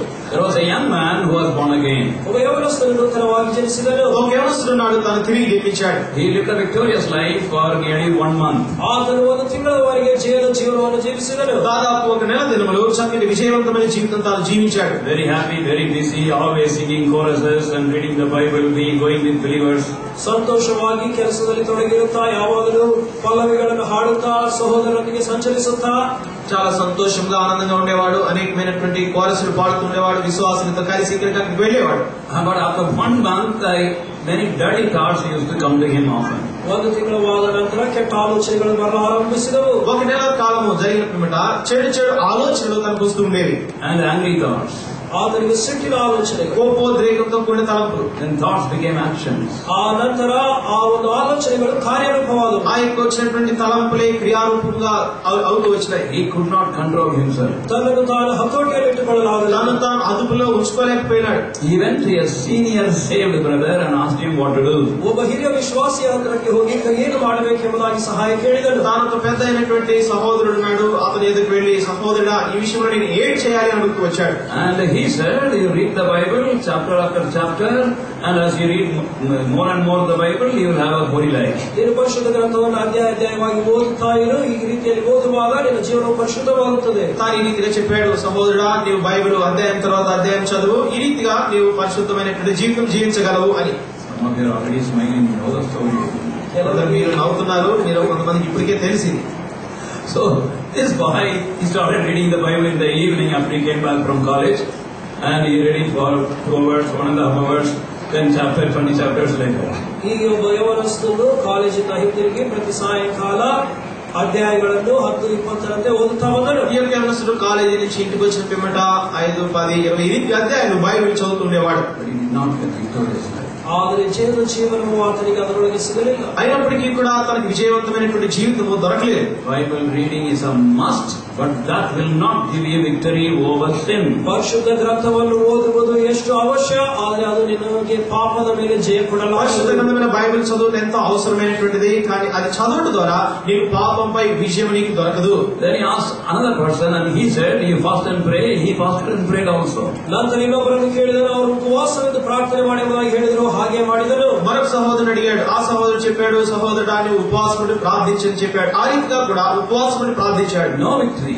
ఆదరణ చేసి అయినప్పటికీ కూడా విజయం దొరకలేదు. And he went and asked another brother who was the youth leader, what to do? I'm having all these problems. ನಂತರ ಯೌವನಸ್ಥ ನಾಯಕನನ್ನು ಕೇಳಿದನು, ನನ್ನ సమస్యಗಳಿಗೆ పరిహారమేను. అయితే మరొక యూత్ లీడర్ ఉంటున్నాడు, తన ఎదుటికి వెళ్లి ఆ రీతి అడుగుతూ వచ్చినాడు, సహోదరుడా ఇలాగుంది, నేను ఏం చేయాలి? And he said, what soap are you using, my dear young man? ನೀನು ಯಾವ ಸಾಬೂನನ್ನು ಬಳಸುತ್ತಾ ಇದೆಯಾ ಎಂಬುದಾಗಿ ಕೇಳಿದನು. ఇంతవరకు ఏ soap వాడుతుంటున్నావో? This boy said, Life Boy soap. ఇతను ಹೇಳಿದನು, లైఫ్ బాయ్ సాబూన్. నా దగ్గర నేను లైఫ్ బాయ్ సోప్ వాడుతున్నాను. He said, no, Life Boy soap will irritate you. Lifebuoy soap ಇನ್ನೂ ನಿನ್ನನ್ನು ರೇಗಿಸುತ್ತದೆ. లైఫ్ బాయ్ సోప్ వాడితే నీకు చిరాకు కలుగుతుంది. I am not joking, it really happened like this. నిజವಾಗಿಯೂ ಇದು ನಡೆದದ್ದು, ನಾನು ಹಾಸ್ಯಕ್ಕೋಸ್ಕರ ಹೇಳುತ್ತಿಲ್ಲ. నేను హాస్యం చేయించినది కాదు, నిజంగా ఇది జరిగినటువంటి విషయం. Then this fellow threw away Life Boy soap and bought the Hammam soap. ఈతను ఆ కాలంలో లైఫ్ బాయ్ సోప్ అನ್ನು ತೊರೆದು హమామ్ సోప్ అನ್ನು ఈ యవనస్తుడు లైఫ్ బాయ్ సోప్ పాడవేసి హమామ్ సోప్ తెచ్చుకున్నాడు. No change, no victory. ಇನ್ನೂ ಬದಲಾವಣೆ ಇಲ್ಲ, ఎటువంటి మార్పు లేదు, ఎటువంటి విజయం కూడా లేదు. Weeping and praying, అడుగుతా ప్రార్థిస్తున్నా తను ఏడుస్తూ ప్రార్థిస్తూ వచ్చాడు. no victory. ಇನ್ನು ಜಯವಿಲ್ಲ. తనకి ఎటువంటి విజయం కూడా లేదు. In a paper writing all his sins.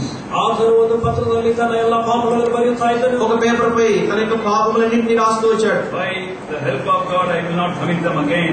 Signature. ದೇವರ ಸಹಾಯದಿಂದ ಈ ಪಾಪವನ್ನು ತಿರುಗಿ ಮಾಡುವುದಿಲ್ಲ ಎಂಬುದಾಗಿ ದೃಢೀಕರಿಸಿ ಸಹಿ ಮಾಡುತ್ತಾ ಇದ್ದ. సిగ్నేచర్ కూడా పెట్టాడు, దేవుని యొక్క సహాయం చేత మరి నేను ఈ పాపములన్నింటినీ మరలా చేయను అని. Nothing. ಏನು ಲಾಭವಿಲ್ಲ. దాని ద్వారా కూడా జరిగింది ఏదీ లేదు. Finally, he was fed up one day. ಕಡೆಗಾಗಿ ಬೇಸತ್ತು వీటన్నింటి బట్టి ఒక దినం ఎంతో విసిగిపోయినాడు. He said, I don't want to live as a hypocrite. ನಾನು ವೇಷಧಾರಿಯಾಗಿ ಜೀವಿಸಲು ಇಷ್ಟವಿಲ್ಲ. నేను వేషధారిగా జీవించడం నాకు ఏమాత్రం ఇష్టం లేదు. At that time, another brother met him. ನಂತರ ಇನ್ನೊಬ್ಬ ಸಹೋದರ ಆತನನ್ನು ಭೇಟಿಯಾಗಿ ఆ సమయంలో మరొక సహోదరుడు తనను కలుసుకున్నాడు. Then as a final result, this young boy spoke to that brother. ಕಡೇ ಪಕ್ಷವಾಗಿ ಆ ಸಹೋದರನಿಗೆ ಯವನಸ್ಥನು ಮಾತನಾಡಿದನು. చిట్ట చివరిసారిగా ఈ యవనస్తుడు వెళ్లి ఆ సహోదరుడితో మాట్లాడుతూ వచ్చాడు. And he said to this young man, you open your Bible to Romans 8th chapter and read verse 2, he said. ಯವನಸ್ಥನಿಗೆ ಹೇಳಿದನು, ರೋಮಾಪುರದವರಿಗೆ ಬರೆದ ಪತ್ರಿಕೆ 8ನೇ ಅಧ್ಯಾಯ 2ನೇ ವಚನವನ್ನು ಓದು ಎಂಬುದಾಗಿ ಹೇಳಿದನು. ఆ సహోదరుడు ఆ యవనస్తుడైనటువంటి వ్యక్తికి ఈ రీతిగా చెప్పాడు, నీవు బైబిల్ తెరిచి రోమీయులకు రాసిన పత్రిక 8వ అధ్యాయం 2వ వచనాన్ని చదువు అని. We are having yet. యేసును జీవమునిచ్చు ఆత్మయొక్క నీవును పాప మరణముల నీవు నుంచి నన్ను ప్రేమించెను. ఎట్లనగా ధర్మశాస్త్రము దేవుని చేయలేకపోయినో దానిని దేవుడు చేసెను. And here we find that this verse, that brother asked this young man one question. ಆ ಒಬ್ಬ ಸಹೋದರನು ಈ ಯವನಸ್ಥನನ್ನು ಒಂದು ಪ್ರಶ್ನೆ ಕೇಳಿದನು. ఆ యొక్క సహోదరుడు ఈ యొక్క యవనస్తుని ఒక ప్రశ్న వేశాడు. In what tense it is? ಇದು ಯಾವ ಕಾಲದಲ್ಲಿ ಬರೆಯಲ್ಪಟ್ಟಿದೆ, ఏ కాలంలో ఉన్నటువంటిది అంటే. Then this young fellow got fed up also. ಆ ಯವನಸ್ಥನಿಗೆ ಕೂಡ ಬೇಸತ್ತು. ఈ యవనస్తుడికి అంత ఇక చిరాకు పడ్డాడు. One man told me to change the soap, now this fellow is teaching grammar. ಒಬ್ಬ ಆತನು ಸೋಪ್ ಬದಲಾಯಿಸಲು ಹೇಳಿದನು, ಈಗ ಇವನು ನನಗೆ ವ್ಯಾಕರಣ ಕಳಿಸುತ್ತಾ ಇದ್ದಾನೆ. ఒక వ్యక్తి ఏమో సోప్ మార్చమన్నాడు, ఈ వ్యక్తి ఏమో ఇప్పుడు గ్రామర్ గురించి చెప్తున్నాడు. But anyhow, he said it is in past participle tense. ಆತನು ಹೇಳಿದನು, ಇದು ಭೂತ ಕಾಲದಲ್ಲಿ ಬರೆಯಲ್ಪಟ್ಟಿದೆ. తాను చెప్తూ వచ్చాడు, తాను పార్టిసిపల్ టెన్స్ లో ఉంది అని. Already over. ಇದಾಗಲೇ ನಡೆದು ಹೋಗಿದೆ. ఇప్పటికే ఇది జరిగించబడినటువంటిది. And that brother lovingly said, ಆಗ ಆ ಸಹೋದರನು ಪ್ರೀತಿಯುಳ್ಳವನಾಗಿ ಹೇಳಿದನು. అప్పుడు ఆ సహోదరుడు ఎంతో ప్రేమాపూర్వకంగా తనతో చెప్పాడు, as you have nothing to do for your salvation, ನೀನು ರಕ್ಷಣೆಗಾಗಿ ಏನು ಮಾಡಲು ಅವಶ್ಯಕತೆ ಇಲ್ಲ. నీ రక్షణ విషయమై నువ్వు చేయవలసింది ఏదీ లేదు. అది ఎలా ఉన్నదో, for victory over sin, victory over flesh, you need not do anything. ಅದೇ ರೀತಿಯಾಗಿ ಪಾಪವನ್ನು ಶರೀರವನ್ನು ಜಯಿಸುವುದಕ್ಕಾಗಿಯೂ ನೀನೇನು ಮಾಡಬೇಕಾಗಿಲ್ಲ. కనుక పాపం మీద విజయము, శరీరం మీద విజయం చేయడానికి కూడా నీవు చేయవలసినది ఏదీ లేదు అని చెప్పాడు. The Lord finished it on the cross. ದೇವರನ್ನು ಶಿಲುಬೆ ಮೇಲೆ ಮುಗಿಸಿದ್ದಾನೆ. అనగా శిలువ మీద ఇప్పటికే ప్రభు దాన్ని ముగించాడు. From now, any bad thought comes to you, ಇನ್ನು ಮೇಲೆ ಇನ್ಯಾವುದೋ ಕೆಟ್ಟ ಆಲೋಚನೆ కనుక ಬರುವುದಾದರೆ, ఇప్పటి నుండి నీకు ఏదైనా చెడు ఆలోచన వచ్చినట్లయితే remember the first thought is from outside, from sin, not from inside you. ಮೊದಲನೇ ಆಲೋಚನೆ ಹೊರಗಡೆ ಪಾಪದಿಂದ ಬಂದಿರುವುದೇ ಆಗಿರುತ್ತದೆ ಹೊರತು ನಿನ್ನೊಳಗಿಂದ ಬಂದಿರುವುದಾಗಿರುವುದಿಲ್ಲ. మొదటిసారి వచ్చేటువంటి ఆలోచన వెలుపల నుండి వస్తుంది, పాపం నుండి కలుగుతుంది, కానీ అంతరంగము లోపల నుండి వచ్చేటువంటిది కాదు. It is from Satan. ಅದು ಸೈತಾನನಿಂದ ಉದ್ಭವಿಸುವಂತಹ అనగా సాతాను నుండి కలుగుతున్నటువంటి ఆలోచన. He will bring bad thoughts, whisper into your ear and say, why you are thinking such bad thoughts, you are really born again. ಆತನು ನಿನ್ನ ಕಿವಿಗೆ ವ್ಯಕ್ತಿಗಳ ಹತ್ರ ಕೆಟ್ಟ ಆಲೋಚನೆಗಳನ್ನು ತಂದು ಹೇಳುತ್ತಾನೆ, ನೀನು ನೂತನವಾಗಿ ಜನಿಸಿ ಯಾಕೆ ಕೆಟ್ಟದನ್ನು ಆಲೋಚಿಸುತ್ತಾ ಇದೆಯಾ? సైతానుడు వాడే చెడు తలంపుల్ని తీసుకొని వచ్చి నీతో ఇలాగూ మరి గుసగుసలాడతాడు. నీవు తిరిగి జన్మించానంటున్నావు, ఏ రీతిగా ఈ చెడు తలంపు నీకు వచ్చింది అని. You should realize it is temptation from him, however vulgar, however but God evil it is. ಅದು ಎಷ್ಟೇ ಹೊಲಸಾದದ್ದು, ಎಷ್ಟೇ ಅಸಹ್ಯವಾದದ್ದು ಕೂಡ ಅದು ಸೈತಾನಿನ ಒಂದು ಶೋಧನೆ. అది వస్తున్నటువంటి ఆ యొక్క అపవిత్రమైన తలంపు, దుష్ట తలంపు, చెడు తలంపు శత్రువు సాతాను నుండి వస్తున్నటువంటిది. Secondly, ಎರಡನೇದಾಗಿ రెండవది, you say by faith I have nothing to do with this. ವಿಶ್ವಾಸದಿಂದ ಹೇಳು, ಇದರೊಂದಿಗೆ ನನಗೆ ಏನು ಸಂಬಂಧವಿಲ್ಲ. నీవు ఒకటి చెప్పు, విశ్వాసంతో దీనితో నాకు ఎటువంటి పని లేదు. And then you repeat this verse, he said. ನಂತರ ಈ ರೋಮಾಪುರದವರ ಪತ್ರಿಕೆ 8:2 ಓದಿಕೋ. ఆ తర్వాత ఈ మాటలు నీవు తిరిగి మళ్ళా వల్లించు. The spirit of life in Christ Jesus hath made me free from the law of sin and death. ಕ್ರಿಸ್ತನಲ್ಲಿರುವಂತಹ ಜೀವವುಳ್ಳ ಆತ್ಮ ನನ್ನನ್ನು ಪಾಪದಿಂದ ಮತ್ತು ಮರಣದಿಂದ ಸ್ವತಂತ್ರಗೊಳಿಸಿದೆ. క్రీస్తు యేసునందు జీవమునిచ్చు ఆత్మిక నియమము పాప మరణముల నియమము నుండి నన్ను విడిపించెను. And this young man practiced it. ಇದನ್ನು ಯವನಸ್ಥರು ಅಭ್ಯಾಸ ಮಾಡತೊಡಗಿದ. ఈ యొక్క యవనస్తుడు కూడా ఆ రీతిగా దాన్ని అభ్యాసంలో పెడుతూ వచ్చాడు. As soon as an evil suggestion came, ఏనాడు ಕೆಟ್ಟ ఆలోచನೆ ಬಂದప్పుడు, ఏమైనా సరే దుష్ట తలంపు దాని ఎందుకు వచ్చిన వెంటనే, Lord, I have nothing to do with this. ಕರ್ತನೇ, ನನಗೆ ಸಂಬಂಧವಿಲ್ಲ. ఇలా చెప్పేవాడు, ప్రభా ఈ దుష్ట తలంతో నాకు ఎటువంటి పని లేదు. The spirit of life in Christ Jesus has made me free from the life of sin and death. Thank you for it. ಕ್ರಿಸ್ತನಲ್ಲಿರುವಂತಹ ಜಯದ ಜೀವಾತ್ಮನು ನನ್ನನ್ನು ಪಾಪ ಮರಣಗಳಿಂದ ಸ್ವತಂತ್ರಗೊಳಿಸಿದೆ. క్రీస్తు యేసునందు జీవమునిచ్చు ఆత్మిక నియమము పాప మరణముల నియమం నుండి నన్ను విడిపించింది. ప్రభు స్తోత్రం అనేవాడు. The quoting of the scripture brought new strength to him. ಈ ಒಂದು ವಾಕ್ಯವನ್ನು ಹೇಳಿದ ಕೂಡಲೇ ಆತನಲ್ಲಿ ಹೊಸ ಬಲ. లేఖనములను ఎత్తిపట్టి ఈ రీతిగా చెప్పడం ద్వారా తనకి క్రొత్త బలాన్ని తను పొందుతూ వచ్చాడు. And he had victory not 1 month, not 1 year, not 10 years, so many years. That young man is standing before you as an old man now. ಆ ಒಂದು ಜಯವು ಕೇವಲ 1 ತಿಂಗಳ 2 ತಿಂಗಳ 10 ವರ್ಷ 20 ವರ್ಷವಲ್ಲ. ಆ ಒಂದು ಜಯ ಹೊಂದಿದಂತಹ ಯವನಸ್ಥನು ಈಗ ನಿಮ್ಮ ಮುಂದೆ ಒಬ್ಬ ಮೃತಪ್ರಾಯದವನಾಗಿ ನಿಂತುಕೊಂಡಿದ್ದಾನೆ. ఇటువంటి విజయమే 1 నెల 2 నెలలు 10 సంవత్సరాలు 20 సంవత్సరాలు కాదు. మీ ఎదుటనే ఆ యవనస్తుడు నిలబడి ఉన్నాడు. ఇప్పుడు వృద్ధుడిగా ఉన్నాడు. That is myself. నేనే. It happened in my life. ಇದು ನನ್ನ ಜೀವನದಲ್ಲಿ ನಡೆದಿರುವಂತದ್ದು. ఇది నా జీవితంలో జరిగింది. Many times I have been tempted alone. ಅನೇಕ ಸಾರಿ ಒಬ್ಬಂಟಿಗನಾಗಿರುವಾಗ ಶೋಧಿಸಲ್ಪಟ್ಟೆ. ఒంటరిగా ఉన్నప్పుడు అనేక సార్లు శోధించబడ్డాను. I was born again when I was 16 years old. ನಾನು 14 ವರ್ಷ ಪ್ರಾಯದವನಾಗಿರುವಾಗ ನೂತನವಾಗಿ ಜನಿಸಿದೆ. 16 సంవత్సరాల ప్రాయంలో నేను తిరిగి జన్మించాను. All your struggles I know. ನಿಮ್ಮ ಶೋಧನೆಗಳು ನನಗೆ ಗೊತ್ತುಂಟು. నీవు కలిగి ఉన్నటువంటి పోరాటములన్నీ ఏంటో నాకు తెలుసు. Your desires to live a holy life. ನಿಮ್ಮ ಒಂದು పరిశుద్ధమైన జీవనದ వాంఛ ನನಗೆ ಗೊತ್ತುಂಟು. పరిశుద్ధమైన జీవితం జీవించాలనేటువంటి ఆశ నువ్వు కలిగి ఉన్నావు. And if the Lord has given me victory, He can give you victory by simple faith, claiming the power of the cross over all the works of the flesh by simple faith. ಕರ್ತನು ನನಗೆ ಜಯವನ್ನು ಕೊಟ್ಟಿದ್ದೆ, ಆದರೆ ಆತನು ನಿಮಗೂ ಕೂಡ ಕೊಡುವನು.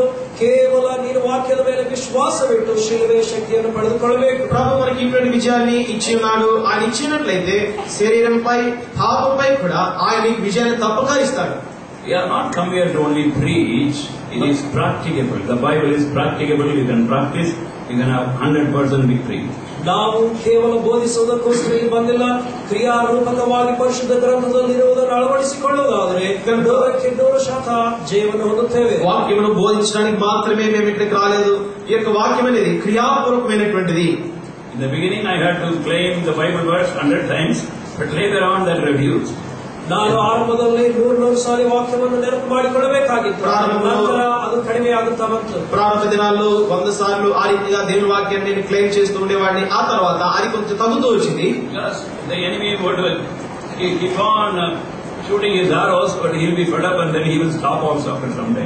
That will be okay. ದುಷ್ಟನು ಶತ್ರುವು ತನ್ನ ಬಾಣಗಳು ಬಿಡುತ್ತಾ ಇರುತ್ತಾನೆ, ಆದರೆ ಸ್ವಲ್ಪ ಕಾಲದ ನಂತರ ಆತನು ಕೂಡ ಬೇಸತ್ತು ಹೋಗುತ್ತಾನೆ. దుష్టుడు తాను వేసేటువంటి బాణములు వేసి కొంతకాలమైన తర్వాత వాడు నిలిచిపోతాడు. వాడి యొక్క బాణములు ప్రయోగించడు. Till today I stand on the victory ground and repeat the verse, and the new faith I say have nothing to do with it. ಇವತ್ತು ಕೂಡ ನಾನು ಜಯವಂತನಾಗಿ ನಿಂತುಕೊಂಡು పాపదొందికి ಯಾವ సంబంధమిಲ್ಲ ಎಂಬುದಾಗಿ ಹೇಳುವಂತವರಾಗಿದ್ದೇವೆ. ఈ దినమున కూడా ఈ రీతిగా నిలబడి మీద నేను చెప్తున్నాను, పాపం యొక్క తలంపు శోధన వచ్చినప్పుడు దానితో నాకు ఎటువంటి పని కూడా లేదు.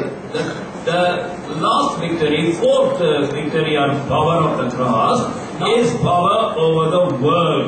నాలుకనే జయ, శిలువే నాలుకనే శక్తి, లోకದ ಮೇಲೆ అధికార. నాలుగవది శిలువ యొక్క శక్తి లోకము మీద. And what do we mean by world? ఈ లోకం ಅಂದ್ರೆ ಏನು? అసలు లోకం అంటే ఏమిటి? Not the created world. నిర్మించబడ్డంత లోకవల్ల, అలా సృష్టించబడినటువంటి ఈ యొక్క లోకం కాదు. And not the people in the world. ఈ లోకದಲ್ಲಿರುವಂತಹ ಜನರಲ್ಲ, లేకపోతే లోకంలో ఉన్నటువంటి మనుషులు కాదు. We mean the sinful world under satanic system is ruling it. ಆದರೆ ಸೈತಾನನ పద్ధతిಯಲ್ಲಿ ఆతను ఆಳುವಂత పాపದ లోకವು, సాతాను యొక్క మరి వశంలో ఉన్నటువంటి ప్రతి విధమైనటువంటి పాప సంబంధమైనటువంటి వ్యవహారమే లోకము. He is trying to tempt the believer and attract and allure so that the believer may fall in sin. ಆತನು ಯಾವಾಗಲೂ ವಿಶ್ವಾಸಿಯನ್ನು ಶೋಧಿಸುತ್ತಾ, ಆಕರ್ಷಿಸುತ್ತಾ, ಆತನನ್ನು ಪಾಪಕ್ಕೊಳ ಮಾಡಬೇಕೆಂದಿದ್ದಾನೆ. శత్రువు చేసేటువంటి ప్రతి ప్రయత్నం ఏమనగా విశ్వాసాన్ని శోధించి విశ్వాసాన్ని పాపములు పడవేయాలని. At the time of salvation, the victory of the cross over the world is already there. Galatians 6:14 we will read and know.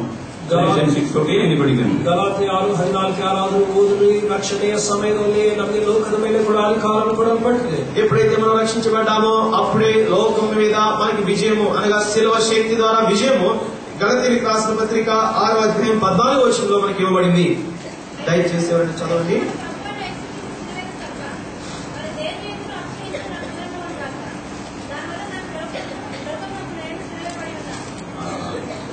I am crucified to the world and the world to me. ನಾನು ಲೋಕಕ್ಕೋಸ್ಕರ ಶಿಲುಬೆ ಹಾಕಲ್ಪಟ್ಟಿದ್ದೇನೆ, ಲೋಕವು ಕೂಡ ನನಗೋಸ್ಕರ ಶಿಲುಬೆ ಹಾಕಲ್ಪಟ್ಟಿದೆ. లోకమునకు నేనును నాకు లోకమును సిలువ వేయబడి ఉన్నాము. That means what? I am already dead to all these attractions. ಅದರ ಅರ್ಥವೇನೆಂದ್ರೆ ಈಗಾಗಲೇ ನಾನು ಈ ಎಲ್ಲ ಆಕರ್ಷಣೆಗಳಿಗೆ ನಾನು ಮೃತನಾಗಿದ್ದೇನೆ. అనగా దాని అర్థం ఏంటంటే ప్రభువా ఇప్పటికే వీటన్నిటి విషయమే నేను చనిపోయినటువంటి వాడను. So we have to be careful about various attractions of the world. ಆದ್ದರಿಂದ ಲೋಕದ ಅನೇಕ ಆಕರ್ಷಣೆಗಳಿಂದ ನಮ್ಮನ್ನು ನಾವು ಜಾಗ್ರತೆಯಾಗಿ ನೋಡಿಕೊಳ್ಳಬೇಕು. కనుకనే లోకంలో మనం ఎదురవుతున్నటువంటి వేరు వేరు ఆకర్షణలు వాటి విషయమై మనం ఎంతో జాగ్రత్తగా ఉండాలి. First is the worldly people or the unsaved people. ಮೊದಲನೇದಾಗಿ ಲೌಕಿಕವಾದ ಜನರು ಅಂದ್ರೆ ರಕ್ಷಣೆ ಹೊಂದದೇ ಇರುವಂತಹ ಪ್ರಜೆಗಳು. మొట్టమొదటిది రక్షణ లేనటువంటి లోక సంబంధమైనటువంటి ప్రజలు. Are you listening? This is very important. ఇది ఎంతో ప్రాముఖ్యమైనది, మీరు వింటున్నారు కదా. Unsaved friends, unsaved relatives. రక్షణೆ ಹೊಂదದೇ ఇರುವಂತಹ స్నేహితులు, రక్షಣೆ ಹೊಂదದೇ ఇರುವಂತಹ సంబంధికులు అనగా రక్షణ లేనటువంటి స్నేహితులు, రక్షణ లేనటువంటి బంధువులు. It is difficult to say no. ಅವರಿಗೆ ಬೇಡ ಎನ್ನುವುದು ಬಹಳ ಕಷ್ಟ. వారితో వద్దు కాదు అని చెప్పడం చాలా కష్టమే. But you should be separate from worldly people. Don't pity them, don't spend time, don't always be talking SMS and your cell phone calls hours together. As you move with worldly people, let me humbly warn you, you will one day become like them. You won't be like a believer. ದಯವಿಟ್ಟು ನಿಮ್ಮನ್ನು ನೀವು ಬೇರ್ಪಡಿಸಿಕೊಳ್ಳಿರಿ. ಯಾವಾಗಲೂ ಕೂಡ ಅಯ್ಯೋ ಎಂಬುದಾಗಿ ಅವರೊಂದಿಗೆ ಹೋಗುವುದಾಗಲಿ, ಅವರೊಂದಿಗೆ ಮಾತು ಬೆಳೆಸುವುದಾಗಲಿ, ಅಥವಾ ಅವರೊಂದಿಗೆ SMS ಆಗಲಿ ಅಥವಾ ಫೋನ್ ಮಾಡುವುದಾಗಲಿ ದಯವಿಟ್ಟು ಹೆಚ್ಚಾಗಿ ಮಾಡಬೇಡ್ರಿ. ಇದರ ಅಂತ್ಯ ಏನಾಗುತ್ತದೆ ಎಂಬುದಾಗಿ ನೋಡುವಾಗ ನೀವು ಕೂಡ ಅವರಂತೆ ಆಗುವಿರಿ. కనుక రక్షణ లేనటువంటి స్నేహితులు, రక్షణ లేనటువంటి బంధువులు వారితో నీవు అధికముగా మాట్లాడి అధికముగా సెల్ ఫోన్ లో నీవు సమయం గడపడం ద్వారా నీవు వారి వలె మారుతావు కానీ వారిని నీ వలె మార్చలేవు. Oh, they are unsaved people, but they are my relatives. So much they sacrifice for me. ಅವರು ರಕ್ಷಣೆ ಹೊಂದದೇ ಇದ್ದರೇನು, ನನ್ನ ಬಂಧುಗಳು ನನಗೋಸ್ಕರ ಎಷ್ಟೋ ತ್ಯಜಿಸಿದ್ದಾರೆ. వాళ్ళు తిరిగి జన్మించలేదు, నా కొరకు వాళ్ళు ఎంతో త్యాగం చేశారండి. Okay, all right, you have your respect in your heart, but don't give all your allegiance, your time and all that thing, don't waste on them. ಹೌದು, ನಿನ್ನ ಹೃದಯದಲ್ಲಿ ಅವರ ಕಡೆಗೆ ಪ್ರೀತಿ ಗೌರವ ಇರಬಹುದು, ಆದರೆ ನಿನ್ನ ಸಮಸ್ತವನ್ನು ಅವರಿಗೆ ಕೊಡಬೇಡ. వారి విషయమై నీ హృదయంలో చక్కటి మంచి అభిప్రాయం కలిగి ఉండవచ్చు కానీ నీకున్న సమస్తమును కూడా వారికి నువ్వు ఇచ్చివేయకూడదు. Now you have to go to different company. ಈಗ ನೀನು ಬೇರೊಂದು ಸಹವಾಸದಲ್ಲಿ ಸೇರಬೇಕು. నీవు ఇప్పుడు వేరు వేరు సహవాసములకు నువ్వు వెళ్ళవలసి ఉంటుంది. That is with believers. ವಿಶ್ವಾಸಿಗಳೊಂದಿಗೆ అనగా విశ్వాసుల సమూహము. If you don't move with believers and if you are only interested to keep your old friendship, very soon you will backslide. ನೀನು ವಿಶ್ವಾಸಿಗಳ ಸಹವಾಸದಲ್ಲಿ ಇರದೆ ಅವರೇ ಬೇಕೆಂಬುದಾಗಿ ಲೋಕದ ಕಡೆಗೆ ಹೋಗೋದಾದ್ರೆ ಎಷ್ಟೋ ಬೇಗ ಹಿಂಜರಿಯುತ್ತಿ. విశ్వాసుల సహవాసంలో నీవు నిలిచి ఉండి విశ్వాసులతో నీవు తిరగకుండా లోక సంబంధమైన ప్రాచీన సంబంధమైనటువంటి వారితోటే నీవు సమయం వెచ్చిస్తూ ఉండగా నీవు నీ యొక్క ఆత్మీయ జీవితంలో పడిపోయే వెనకబడే అవకాశం ఉంది. So you have to painful, it may be painful, you have to cut off your friendship and your relationship from unbelievers. ಎಷ್ಟು ನೋವು ದುಃಖ ಉಂಟಾದರೂ ಕೂಡ ಲೋಕದೊಂದಿಗೆ ನಿನ್ನ ಸಂಬಂಧವನ್ನು ನೀನು ಕಡಿದು ಹಾಕಬೇಕು. అనగా లోకస్తులతో అవిశ్వాసులతో నీకున్నటువంటి సహవాసమును నీవు త్రుంచివేయాలి. And very important, in your marriage you have to be very careful. ಎಲ್ಲಕ್ಕಿಂತ ಪ್ರಾಮುಖ್ಯವಾಗಿ ನಿನ್ನ ಮದುವೆ ವಿಷಯದಲ್ಲಿ ಬಹು ಜಾಗರೂಕನಾಗಿರಬೇಕು. అన్నిటికంటే ప్రాముఖ్యమైనటువంటి విషయము నీ వివాహ సందర్భంలో కూడా మీరెంతో జాగ్రత్త కలిగి ఉండాలి. 2 Corinthians 6:14. 2 కొరింథీయులకు బರೆದ పత్రిಕೆ 6ನೇ ಅಧ್ಯಾಯ 14ನೇ ವಚನ. 2 కొరింథీయులకు 6వ అధ్యాయం 14వ వచనము.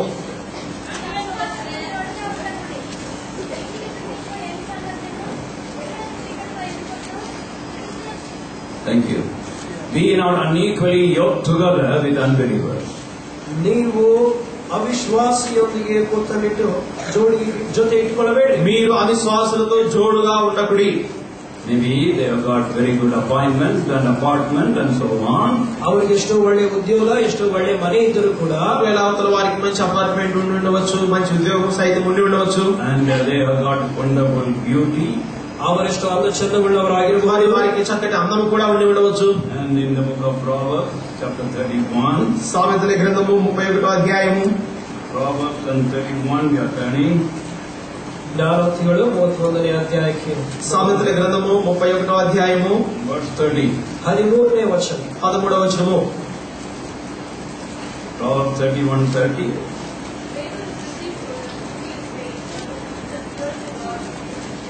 Favor is deceitful.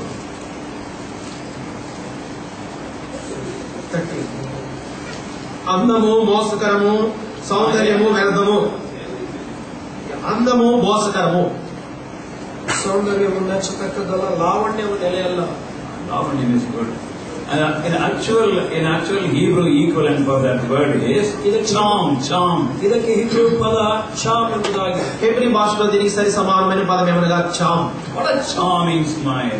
ಎಷ್ಟೊಂದು ಚೆನ್ನಾಗಿರುವಂತಹ ಮುಗುಳ್ನಗೆ, ఎటువంటి చక్కటి చిరునవ్వు కదండి. Look at the movement of the eyes. So charming. ಆಕೆ ನೇತ್ರಗಳು ಬಳಬಡಿಸುವುದನ್ನು ನೋಡ್ರಿ, ಎಷ್ಟು ಆಕರ್ಷಕವಾಗಿದೆ. ఆ యొక్క కన్నులు కదలికలు చూడండి ఎంత ఆకర్షణీయంగా ఉంటున్నాయి. Pointed nose, so beautiful it is. ನೆಟ್ಟಗಿರುವಂತಹ ಮೂಗು ಎಷ್ಟು ಚೆನ್ನಾಗಿದೆ. ఆ సుందరమైనటువంటి ఆ ముక్కు చూడండి. And in what charming way he or she is behaving. ಎಷ್ಟು ಚೆನ್ನಾಗಿ ನಡೆದುಕೊಳ್ಳುತ್ತಾ ಇದ್ದಾಳೆ. ఎంత చక్కటి ప్రవర్తన, ఎంతగా తాను మరి కదులుతుంది.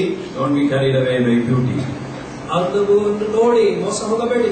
Only the person who fear of the Lord, who is a believer and who is God's will for you, that marriage will stand. Otherwise it will be terrible. ಯಾರು ದೇವರ ಚಿತ್ತದಲ್ಲಿದ್ದಾರೋ, ಯಾರು ದೇವರಿಗೆ ಭಯಪಡುವಂತವರಾಗಿದ್ದಾರೋ ಅವರೊಂದಿಗೆ ಮಾಡಿಕೊಂಡ ಮದುವೆ ಮಾತ್ರ ಸದಾಕಾಲ ನಿಲ್ಲುವಂತದ್ದಾಗಿರುತ್ತದೆ. అందము చేత ఏడవబడవద్దు. ఎవరైతే దైవ భక్తి కలిగినటువంటి వారు ఉంటారో, విశ్వాసులు ఉంటారో అట్టి వారితో నీవు వివాహం ఆడు. అదే నిత్యత్వము కూడా నిలిచి ఉంటుంది. Favor is, charm is deceitful. ಈ ಒಂದು ಸೌಂದರ್ಯವು ಮೋಸಕರವಾದದ್ದು. ఈ యొక్క అందము మోసకరము. My dear son, my dear daughter, don't be deceived by appearance. ನನ್ನ ಪ್ರಿಯ ಮಗನೇ, ನನ್ನ ಪ್ರಿಯ ಮಗಳೇ, ದಯವಿಟ್ಟು ಮೇಲ್ನೋಟವನ್ನು ನೋಡಿ ಮೋಸ ಹೋಗಬೇಡ. నా ప్రియమైన యవన బిడ్డ, నా ప్రియమైన యవన మరి సహోదరి, నీవు కూడా ఈ యొక్క అందము చేత నీవు మోసపోవద్దు. And sweet words. ಈ ಒಂದು ಸಿಹಿಯಾದ ಮಾತುಗಳು, ఆ యొక్క తీయటి మాటల చేత.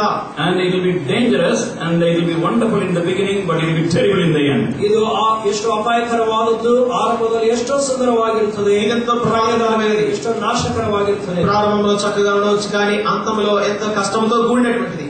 And don't allow anybody to deceive you with their promise. Don't give your promise to anybody. ಆದುದರಿಂದ ಯಾರು ಕೂಡ ನಿನ್ನೊಂದಿಗೆ ಪ್ರಮಾಣ ಮಾಡುವುದಾದರೆ ನೀನು ಮೋಸ ಹೋಗಬೇಡ. ನಿನ್ನ ಪ್ರಮಾಣವನ್ನು ಇತರರೊಂದಿಗೆ ಮಾಡುವಂತವನಾಗಿರಬೇಡ. వేరే వారు నీతో చేసే ప్రమాణాలు బట్టి నువ్వు మోసపోవద్దు. నీవు కూడా వారితో ప్రమాణాలు చేసి ఆ రీతిగా మోసపోవద్దు. I have no time to tell you different incidents where the girls believed the boy who said, if I don't marry you I will die, but today those people are trying to kill the girl. ಅನೇಕ ಸನ್ನಿವೇಶಗಳು ಗೊತ್ತುಂಟು. ಆ ಸಹೋದರನು ಹೇಳುತ್ತಾ ಇದ್ದಾನೆ, ನಿನ್ನನ್ನು ಪ್ರೀತಿಸುತ್ತೇನೆ, ನೀನು ಮದುವೆ ಆಗದೇ ಇದ್ರೆ ಸತ್ತು ಹೋಗುತ್ತೇನೆ ಎಂಬುದಾಗಿ ಹೇಳಿದವನು ಈಗ ಹೆಂಡತಿಯನ್ನೇ ಕೊಲ್ಲಲು ప్రయత్నిಸುತ್ತಾ ఇದ್ದಾನೆ. ఇటువంటి సందర్భంలో అనేక ఉంటున్నాయి. మరి అబ్బాయి అమ్మాయితో చేసుకుంటే నిన్నే చేసుకుంటా లేకపోతే నేను చనిపోతా అని చెప్పినటువంటి వాడు, కానీ ఈ దినమున అదే అమ్మాయిని చంపాలనేటువంటి ప్రయత్నంలో ఉన్నాడు. She comes to me weeping, please pray for me, protection. ಆಕೆ ನನ್ನ ಮದುವೆ ಆದ ನಂತರ ಆ ಸಹೋದರಿ ನನ್ನ ಹತ್ತಿರಕ್ಕೆ ಬಂದು, ಅಯ್ಯ ನನ್ನ ಜಾಗೃತಿಗೋಸ್ಕರ ಪ್ರಾರ್ಥಿಸಿರಿ. వివాహనంతరము ఆ యొక్క సహోదరి అనేక సార్లు ఎదురు వచ్చి బ్రతిమలాడుతూ వచ్చేది, అప్పుడు ప్రార్థించండి నా యొక్క భద్రత కొరకై. Marriage is a lifelong contract. ಈ ಒಂದು ಮದುವೆ ಅನ್ನೋದು ಜೀವನ ಪರ್ಯಂತ ಇರುವಂತಹ ಸಂಬಂಧ. వివాహము మరి జీవిత కాలం అంతటికి కూడా చెందినటువంటిది ఉంటుంది. భాగస్వామ్యం. Don't play with your life. ನಿನ್ನ ಜೀವನದೊಂದಿಗೆ ಆಟವಾಡಬೇಡ. నీ యొక్క జీవితాన్ని వ్యర్థం చేయవద్దు. And also you yourself, keep yourself holy for that day. ಆದುದರಿಂದ ಕರ್ತನ ಬರುವ ಆ ದಿನಕ್ಕೋಸ್ಕರ ನಿನ್ನನ್ನು ಪರಿಶುದ್ಧವಾಗಿ ಕಾಪಾಡಿಕೊ. నిన్ను నీవు ఆ దినము కొరకై పవిత్రంగా కాపాడుకో. I will not tell you what I have not done in my life. ನಾನು ನನ್ನ ಜೀವನದಲ್ಲಿ ಏನು ನಡೆದಿಲ್ಲವೋ ಅದನ್ನು ಹೇಳುವುದಿಲ್ಲ. నేను చేయనటువంటిది నేను మీతో ఏది చెప్పడం లేదు. And third thing about caste, people are carried away. ಮೂರನೇದಾಗಿ ಜಾತಿ ಮತಗಳನ್ನು ನೋಡಿ ಜನರು ಹೋಗ್ತಾ ಇದ್ದಾರೆ. మరి కులము చేత ఏడవబడినటువంటి వారు ఉంటారు. Then dowry. ನಂತರ ವರದಕ್ಷಿಣೆ, లేకపోతే కట్నం చేత ఏడవబడేటువంటి వారు ఉంటారు. Be careful. Marry only believer. Marry in God's will. ಆದುದರಿಂದ ಪ್ರಿಯವಾದವರೇ, ಜಾಗರೂಕತೆಯಿಂದ ವಿಶ್ವಾಸೆಯನ್ನೇ ಮದುವೆ ಮಾಡಿಕೊಳ್ಳಿ, ದೇವರ ಚಿತ್ತದಲ್ಲಿರುವಂತವರನ್ನೇ ಮದುವೆ ಮಾಡಿಕೊಳ್ಳಿ. జ్ఞాపకం ఉంచుకో, నీవు మరి దేవుని చిత్తంలో నువ్వు వివాహమాడు, విశ్వాసిని మాత్రమే వివాహమాడు. Then worldly practices and pleasures. ನಂತರ ಲೋಕದ ಅಭ್ಯಾಸಗಳು ಮತ್ತು ಅದರಲ್ಲಿ ಇರುವಂತಹ ಸುಖ ಸಂತೋಷಗಳು, లోక సంబంధమైనటువంటి ఆచార వ్యవహారములు, Worldly magazines and worldly songs, worldly websites and worldly VCD, DVD, cinemas, serials, and also worldly fashions. ಲೌಕಿಕವಾದಂತಹ ಹಾಡುಗಳು, ಲೌಕಿಕವಾದಂತಹ ಫ್ಯಾಷನ್ಗಳು, ಲೌಕಿಕವಾಗಿರುವಂತಹ ಚಿತ್ರಗಳು, DVD, CDಗಳು ಮತ್ತು ಪತ್ರಿಕೆಗಳು, లోకంలో ఉన్నటువంటి మరి ఆ ఫ్యాషన్లు, లోకంలో ఉన్నటువంటి ఆకర్షణలు, లోకంలో ఉన్నటువంటి DVDలు, సినిమాలు, ఇటువంటివన్నీ కూడా. Don't say you are going to unwind and you need some relaxation and you have to do this. ದಯವಿಟ್ಟು ನನಗೆ ಸ್ವಲ್ಪ ವಿಶ್ರಾಂತಿ ಸಮಯ ಬೇಕು, ಅದಕ್ಕೋಸ್ಕರ ಅವರನ್ನು ಮನೋರಂಜನೆಗಾಗಿ ನೋಡುತ್ತಾ ಇದ್ದೇನೆ ಅನ್ನ ಬೇಡ. లేదండి దీని చేత నేను అపవిత్రపరచబడను, కొంచెం టైంను పాస్ చేయడానికి నేను దీన్ని కలిగి ఉంటున్నాను చెప్పవద్దు. You are a child of God, you start reading the Bible, in the beginning it will appear unattractive, later on it will be giving you full joy. ಆದುದರಿಂದ ನೀವು ದೇವರ ಮಗುವಾಗಿದ್ರೆ ನೀನು ಪರಿಶುದ್ಧ ಗ್ರಂಥವನ್ನು ಓದಲು ಆರಂಭಿಸು. ಆರಂಭದಲ್ಲಿ ಸ್ವಲ್ಪ ಕಷ್ಟವಾಗಿರುತ್ತದೆ, ಆದರೆ ನಂತರ ಹೊಸ ಹೊಸ ಸಂತೋಷವನ್ನು ನಿನಗೆ ಕೊಡುತ್ತದೆ. విశ్వాసగా దేవుని వాక్యం పదే పదే చదువు ద్వారా నీకు కొంచెం కష్టం అనిపించవచ్చు, కాలం గడిచిన కొలది దాని ద్వారా గొప్ప సంతోషాలను అనుభవిస్తావు. And you will know that it is much better than your cinema and all those cheap things. ನಂತರ ನಿನ್ನ ಸಿನಿಮಾ ಮತ್ತು ಇತರ ಲೌಕಿಕವಾದಂತಹ ವಸ್ತುಗಳಿಗಿಂತ ಇದು ಎಷ್ಟೋ ಅಮೂಲ್ಯವಾದದೆಂದು ಗ್ರಹಿಸುತ್ತದೆ. ఆ తర్వాత నువ్వు అనుభవపూర్వకంగా జరగలుగుతావు. ఆ యొక్క సినిమాలు అటువంటి వ్యర్థమైన వాటికంటే కూడా ఇది ఎంతో ప్రశస్తమైనది అని. Your short life and you will reap the benefit eternally. ನಿನ್ನ ಜೀವಮಾನ ಕಾಲವು ಎಷ್ಟೋ ಚಿಕ್ಕದಾದದ್ದು, ಆದುದರಿಂದ ನಿತ್ಯತ್ವಕ್ಕೆ ಭಾಗ್ಯಸ್ವಾಮ್ಯವನ್ನು ಪಡೆದು నీ స్వల్ప జీవితము నిత్యత్వానికై నీవు దాన్ని మరి ఉపయోగించుకున్నావు. As young people, worldly popularity. యవనస్తురాಗಿ లౌకికవాదంత ప్రఖ్యాతి, యవనస్తులుగా లోకంలో ఉన్నటువంటి పేరు. And people will cast you out of their company, they will mock at you, they will ill-treat you, doesn't matter if it is for separation. ಆದುದರಿಂದ ಈ ಬೇರ್ಪಡಿಸುವ ವಿಷಯದಲ್ಲಿ ಲೋಕದವರು ಅವರ ಸಹವಾಸದಿಂದ ನಿನ್ನನ್ನು ಹೊರಕ್ಕೆ ತಳ್ಳಿ ನಿನ್ನನ್ನು ಕುರಿತು ಅಪಹಾಸ್ಯ ಮಾಡಿದರೂ ಕೂಡ ಪರವಾಗಿಲ್ಲ. లోకంలో ఉన్నటువంటి వారు నిన్ను అపహసించవచ్చు, నిన్ను ద్వేషించవచ్చు, నిన్ను తీసి పక్కన వేయవచ్చు. విషయం ఏమైనప్పటికీ కూడా దాని విషయమే నువ్వేం చింతించవద్దు. Many people who did that in my life when I was a young man, they came to the Lord later. ನಾನು ಯವನಸ್ಥನಾಗಿರುವಾಗ ಅನೇಕರು ನನ್ನನ್ನು ಅಪಹಾಸ್ಯ ಮಾಡಿದರು, ಆದರೆ ನಂತರ ಅವರೇ ದೇವರೊಳಕ್ಕೆ ಬಂದರು. నేను యవనస్తుడిగా ఉన్నప్పుడు నా విషయంలో అనేకలు అలా చేశారు, వారే తర్వాత కాలంలో ప్రభు ఎదుకు వచ్చారు. But if you start pleasing them, they will never come to God. ಆದರೆ ನೀನು ಅವರಿಷ್ಟದಂತೆ ನಡೆದುಕೊಳ್ಳುವುದಾದರೆ ಅವರೆಲ್ಲಿಗೂ ಕೂಡ ದೇವರ ಸನ್ನಿಧಿಗೆ ಬರುವುದಿಲ್ಲ. కనుక నువ్వు వారినే సంతోష పెడుతున్నట్లయితే వారు ఎప్పటికీ ప్రభు ఎదుకు రారు. So we pray. ప్రార్థన చేసుకుందాం. Although you will leave all and we commit thy precious word and all of us into thy loving hands. దేవుడు మా తండ్రి ఒకసారి ప్రశస్త వాక్యాన్ని మనందరినీ కూడా మీ యొక్క హస్తాలకు అప్పగిస్తున్నాం. Whatever said in much limitation, thou wilt by the ministration of the Holy Spirit, make it extremely profitable. ప్రభా అందుబాటు చెప్పబడిందో పరిశుద్ధాత్మ దేవా మీరే మరి మీ ఇంకో విధానంలో వివరించమని ప్రార్థిస్తున్నాం. It may be practicable in every one of our lives. ప్రభా దాన్ని మాలో ప్రతి ఒక్కరి జీవితంలో ఇది క్రియాపూర్వకంగా మేము అనుభవంలోకి తీసుకొచ్చును గాక. Bless our young sons and daughters. మా యవన సహోదర బిడ్డలు మరి యవన కుమార్తెలు మీరు దీవించి ఆశీర్వదించండి. The great plans of thine, heavenly plan and holy plan, high plan may be fulfilled in each one of their lives. ప్రభా వారిలో ప్రతి ఒక్కరి జీవితంలో మీ ఉన్నతమైన ఉద్దేశంలో మీ పవిత్రమైనటువంటి ఉద్దేశంలో మీ యొక్క హెచ్చైనటువంటి ఉద్దేశంలో ఒక్కొక్కరు నెరవేర్చబడు గాక. Maybe pay the price to be different people in this world. ప్రభు ఈ లోకంలో వేరైనటువంటి వ్యక్తులుగా ఉండడానికి వారి క్రయమును చెల్లించుదురు గాక. We give you all the glory, praise and thanksgiving in the exalted name of our Lord and Savior Jesus Christ. సమస్తమైన మీకే చెల్లిస్తూ మా ప్రభువును మా రక్షకుడును మీ ప్రియ కుమారుడైన యేసుక్రీస్తు నామమున ప్రార్థించి వేడుచున్నాము తండ్రి. ఆమేన్.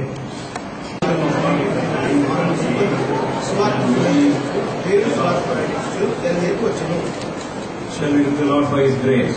ನಾವು ಕರ್ತನಿಗೋಸ್ಕರ ಆ ಕರ್ತನ ಕೃಪೆಗೋಸ್ಕರ ಆತನ ಕಡೆಗೆ ನೋಡಿಕೊಳ್ಳೋಣ. ప్రభు యొక్క కృప కొరకై కారణంగా ప్రభు వైపు చూస్తాం. Our loving and living Heavenly Father, in the exalted name of Lord Jesus Christ, which is above every name, we commit this second session into Thy living hand. With much worship, thanksgiving and adoration. ನಮ್ಮ ಪ್ರೀತಿಯುಳ್ಳ ಶುಚಿಯುಳ್ಳ ಪರಲೋಕದಲ್ಲಿರುವಂತಹ ತಂದೆ, ಈ ಒಂದು ಎರಡನೇ ಭಾಗದಲ್ಲಿ ಕರ್ತನೆ ನಿನ್ನ ಸನ್ನಿಧಾನಕ್ಕಾಗಿ ನಿನ್ನ ಅತ್ಯುನ್ನತವಾದ ನಾಮದಲ್ಲಿ ನಿನ್ನ ಸನ್ನಿಧಿಗೆ ಸೇರಿ ಬಂದಿದ್ದೇವೆ. We bring ourselves, humble ourselves under Thy headship and throne, that Thou alone may have full sway in this meeting. ಕರ್ತನೆ ನಿನ್ನ ಸಿಂಹಾಸನದ ಮುಂದೆ ನಮ್ಮನ್ನು ನಾವು ತಗ್ಗಿಸಿಕೊಳ್ಳುತ್ತಾ ನಿನಗೆ ಈ ಒಂದು ಕೂಟದ ಮೇಲೆ ಸರ್ವಾಧಿಕಾರವನ್ನು ಕೊಡುತ್ತೇವೆ. And the Heavenly Father, for this day, ಕರ್ತನೆ ಈ ದಿನಕ್ಕೋಸ್ಕರ ನಿನಗೆ ವಂದನೆಗಳು ಸಲ್ಲಿಸುತ್ತೇವೆ. and thank Thee for our dear brother Joel and sister, and also the precious children whom Thou hast given them, Prabhu, Devo, and as well as Gifty and Idiot. ಕರ್ತನೆ ಈ ಸಮಯದಲ್ಲಿ ಸೋದರ Joel ಅಣ್ಣನವರಿಗೋಸ್ಕರ ಅವರ ಸಹೋದರಿಗೋಸ್ಕರ ಮತ್ತು ನೀವು ಅವರಿಗೆ ಕೊಟ್ಟಿರುವಂತಹ ಮಕ್ಕಳಿಗೋಸ್ಕರ ಪ್ರಾರ್ಥಿಸುತ್ತೇವೆ.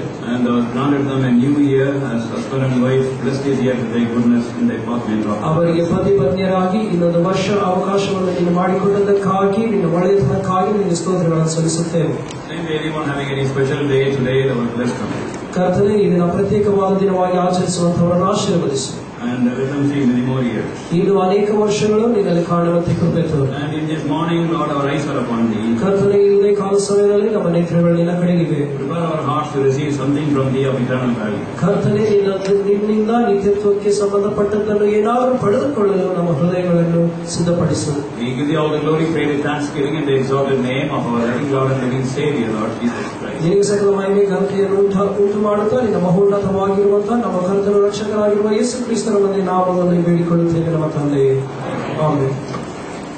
We have been thinking about the time is fulfilled and the kingdom of God is at hand. ಕಾಲವು ಪರಿಪೂರ್ಣವಾಯಿತು, ದೇವರ ರಾಜ್ಯವು ಸಮೀಪಿಸಿದೆ ಎಂಬ ವಾಕ್ಯವನ್ನು ಧ್ಯಾನಿಸುತ್ತಾ ಬಂದಿದ್ದೇವೆ. కాలం సంపూర్ణమైనది, దేవుని రాజ్యం సమీపించినది. దీన్ని ఆధారం చేసుకుని మనము దాన్ని కొనసాగిస్తున్నాం. We have seen about salvation. ನಾವು ರಕ್ಷಣೆಯನ್ನು ಕುರಿತು ಕೂಡ ನೋಡಿಕೊಂಡಿದ್ದೇವೆ. రక్షణ అనే విషయాన్ని గురించి మనం చూస్తూ వచ్చినాం. Secondly, we are seeing about separation or sanctification. ಎರಡನೇದಾಗಿ ಬೇರ್ಪಡಿಸಲ್ಪಡುವುದು, ಪ್ರತ್ಯೇಕವಾಗಿ ಪರಿಶುದ್ಧವಾಗಿರುವುದನ್ನು ಕೂಡ ಧ್ಯಾನಿಸುತ್ತಾ ಬಂದಿದ್ದೇವೆ. రెండవదిగా ప్రత్యేకమైనటువంటి జీవితము, పవిత్రపరచబడినటువంటి జీవితం, దాన్ని గురించి చూస్తాం. Thirdly, we are saying about scripture. Let this volume be there, don't reduce it. ಮೂರನೇದಾಗಿ ಲೇಖನ ವಿಷಯವಾಗಿ ಕೂಡ ನಾವು ನೋಡುತ್ತಾ ಇದ್ದೇವೆ. మూడో విషయము లేఖనములు, దాన్ని కూడా మనం చూడవచ్చు. And the scripture should play an important part in a believer's life. ಒಬ್ಬ ವಿಶ್ವಾಸಿಯ ಜೀವನದಲ್ಲಿ ವಾಕ್ಯವು ಬಹು ಪ್ರಾಮುಖ್ಯವಾದ ಪಾತ್ರೆಯನ್ನು ಹೊತ್ತುಕೊಳ್ಳಬೇಕು. విశ్వాస యొక్క జీవితంలో లేఖనములు అనేవి ఎంతో ప్రాముఖ్యమైనటువంటి స్థానాన్ని వహిస్తున్నాయి. But beloved, if scripture has to play an important part, I must lead a separated life. ಪ್ರಿಯರೇ, ವಾಕ್ಯವು ನನ್ನ ಜೀವನದಲ್ಲಿ ಪ್ರಧಾನ ಸ್ಥಾನವನ್ನು ಪಡೆದುಕೊಳ್ಳಬೇಕಾದರೆ ನಾನು ಪ್ರತ್ಯೇಕವಾದ ಜೀವನವನ್ನು ಜೀವಿಸಬೇಕು. వాక్యం అనేది నా జీవితంలో కార్యనిర్వాహకం చేయాలి అంటే నేను ప్రత్యేకమైన జీవితం జీవించవలసిందే. If I don't live a separated life, I will not have any desire for God's word. God's word cannot work in me. ನಾನು ಪ್ರತ್ಯೇಕವಾದ ಜೀವನವನ್ನು ಜೀವಿಸದೇ ಇದ್ದರೆ ದೇವರ ವಾಕ್ಯದ ಕಡೆಗೆ ಆಸೆ ಇರುವುದಿಲ್ಲ, ದೇವರ ವಾಕ್ಯವು ನನ್ನ ಜೀವನದಲ್ಲಿ ಚಲಿಸುವುದಿಲ್ಲ. ప్రత్యేకమైన జీవితం జీవించని ఎడల దేవుని వాక్యం కొరకైనటువంటి వాంఛ కానీ దేవుని వాక్యం కొరకైనటువంటి ఆశ కానీ మనలో ఏమీ ఉండదు. Can anyone of you kindly read Leviticus chapter 11 verse 3? ನಿಮ್ಮಲ್ಲಿ ಯಾರಾದರೂ ಕೂಡ ಯಾಜಕರ ಕಾಂಡ 11ನೇ ಅಧ್ಯಾಯ 3ನೇ ವಚನವನ್ನು ದಯವಿಟ್ಟು ಓದಿರಿ. ఎవరైనా సరే మీలో లేవి కాండము 19వ అధ్యాయం 3వ వచనం. 11:3. 11:3. And he shall among the beasts that shall be eaten. Yeah. That is, it's cloven-footedness and chewing the cud. ಯಾವರ ಕಾಲು ಸೀಳಿದೆಯೋ ಮತ್ತು ಮೆಲುಕು ಹಾಕುವಂತದ್ದಾಗಿದೆಯೋ, చేతుల్లో ఏది డెక్కలు గలది నెమరు వేయనో దాన్ని తినవచ్చును. Chewing the cud is actually meditation of God's word. ఈ ಮೆಲುಕು ಹಾಕುವುದು ದೇವರ ವಾಕ್ಯವನ್ನು ಧ್ಯಾನಿಸುವುದಕ್ಕೆ ಸಾದೃಶ್ಯವಾಗಿದೆ. ఇక నెమరు వేయుట అనేది దేవుని వాక్యాన్ని ధ్యానించడంతో సమానం. Cloven-footedness is separation. ಈ ಒಂದು ಕಾಲು ಸೀಳಿರುವುದು ಇದು ಬೇರ್ಪಡಿಸಲ್ಪಡುವುದಕ್ಕೆ సాదృశ్యం. ఈ యొక్క డెక్కలు అనేటువంటివి ప్రత్యేకమైనటువంటి జీవితానికి సాదృశ్యంగా ఉన్నాయి. Psalm 1 verses 1 and 2. కీర్తనలు మొదలనే కీర్తనే 1 ಮತ್ತು 2ನೇ వచనಗಳಲ್ಲಿ, 1వ కీర్తన మొదటి 2 వచనములలో Psalm 1 verses 1 and 2, please. దయవిಟ್ಟು కీర్తన 1, 2. 1వ కీర్తన 1, 2 వచనములు. Blessed is the man that walketh not the counsel of the ungodly, not standeth in the way of sinners, not sitteth in the seats of the scornful, but his delight is in the law of the Lord, and in his law doth he meditate day and night. Verse 1 separation, verse 2 delighting in God's word. ಮೊದಲನೇ ವಚನ ಬೇರ್ಪಡಿಸುವುದು, 2ನೇ ವಚನದಲ್ಲಿ ಕರ್ತನ ವಾಕ್ಯದಲ್ಲಿ ಸಂತೋಷ ಪಡುವುದು. 1వ వచనము వాక్యము మరి అనగా ఏం తెలియజేస్తుందో ప్రత్యేకమైనటువంటి జీవితము. 2వ వచనము వాక్యమునందు ఆనందించుట. And then 1 Peter and chapter 2. ಮೊದಲನೇ ಪೇತ್ರನ ಪತ್ರಿಕೆ 2ನೇ ಅಧ್ಯಾಯ, 1 పేతురు 2వ అధ్యాయము and verse 1 and 2. ಮೊದಲ 2 ವಚನಗಳು. 1, 2 వచనములు. సహోదరులారా, మీరు దృష్టి ఉంచి ఉన్న యెడల సమస్తమైన దుష్టత్వము, సమస్తమైన కపటము, వేషధారణము, అసూయను, సమస్త దూషణ మాటలను మాని భక్తులుగా జన్మించు శిశువును పోలిన వారై నిర్మలమైన వాక్యమును పాలవను రక్షణ విషయములో ఎదురు నిమిత్తం ఆపేక్షించుడే. Here we find first word separation, second word God's word.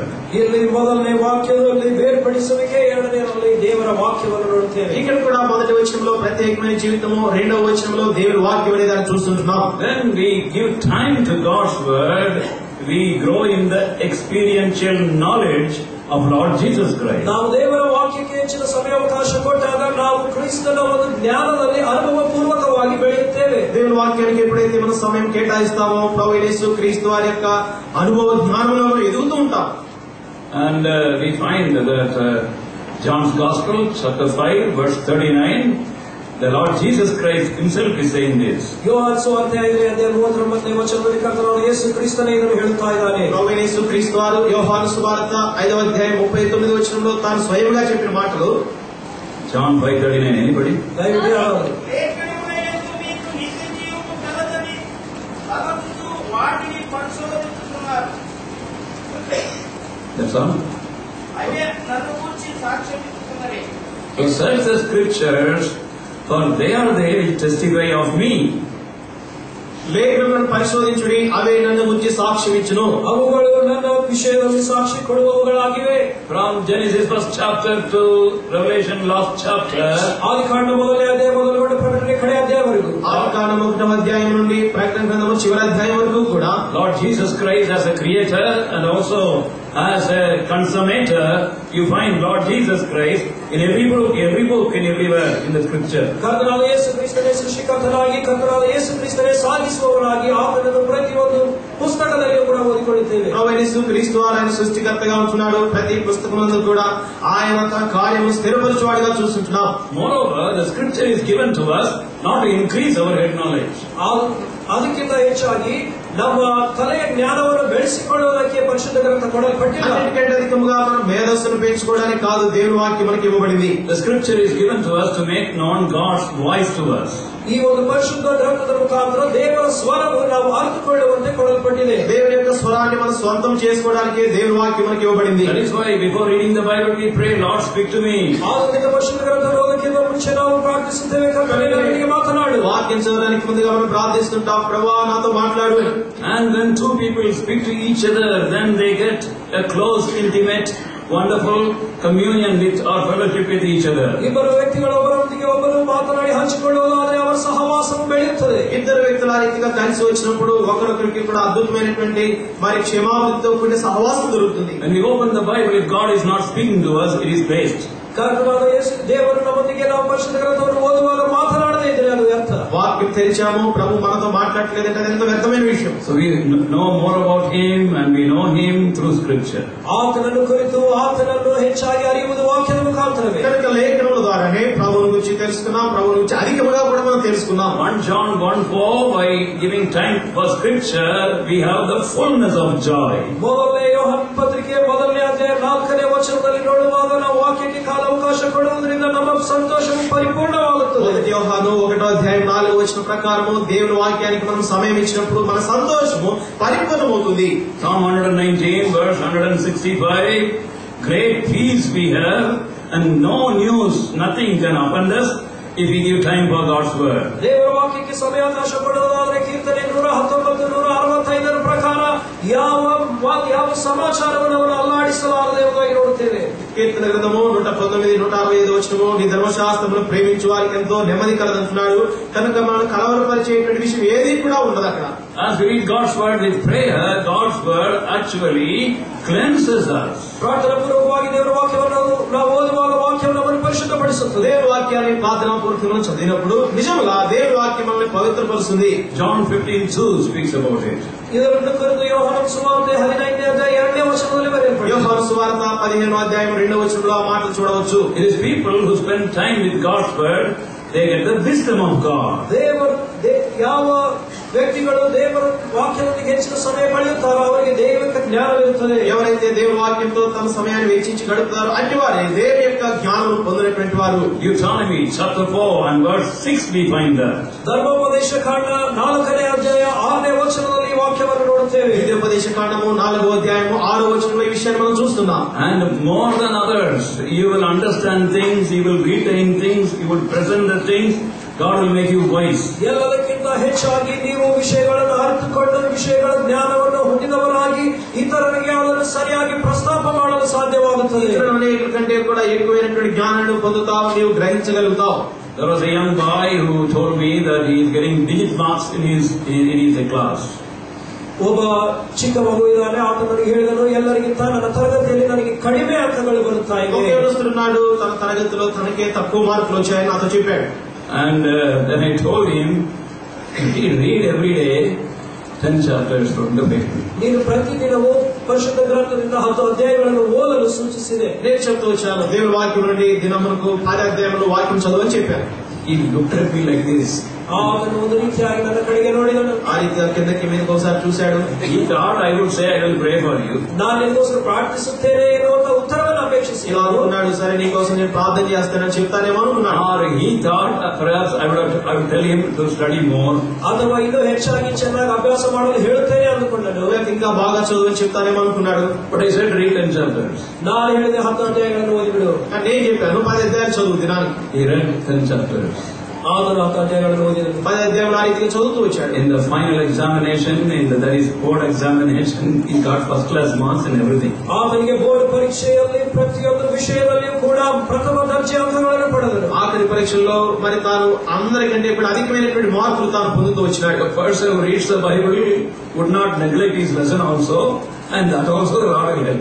ಪರಿಶುದ್ಧ ಗ್ರಂಥವನ್ನು ಓದುವವನು ತನ್ನ ಕೆಲಸ ಕಾರ್ಯವನ್ನು ಕೂಡ ನಿರ್ಲಕ್ಷ್ಯ ಮಾಡುವುದಿಲ್ಲ. ఎవరైతే వాక్యాన్ని చదువుతారో వారు తమ యొక్క క్లాసును కూడా నిర్లక్ష్యం చేయరు. దాని కొరకే ప్రభువే వారికి సహాయం చేస్తాడు. Don't become too busy to read God's word. Give time for God's word first and then do other things. ದೇವರ ವಾಕ್ಯವನ್ನು ಓದಲು ಸಮಯಾವಕಾಶವಿಲ್ಲ ಎಂಬುದಾಗಿ ಹೇಳಬೇಡಿ. ಮೊದಲು ದೇವರ ವಾಕ್ಯವನ್ನು ಓದಿ ನಂತರ ಮಿಕ್ಕ ಕೆಲಸಗಳನ್ನು ಮಾಡಿರಿ. దేవుని వాక్యం చదవకుండా ఎక్కువ పని కలిగి ఉండవద్దు. మొట్టమొదటిగా దేవుని వాక్యం చదువు, ఆ తర్వాత మిగతా పనుల్లో పాలు పొందు. Book of Joshua chapter 1 verse 8. ಯೋಷುವನ ಗ್ರಂಥ 1ನೇ ಅಧ್ಯಾಯ 8ನೇ ವಚನ. యెహోషువ గ్రంథము 1వ అధ్యాయం 8వ వచనము.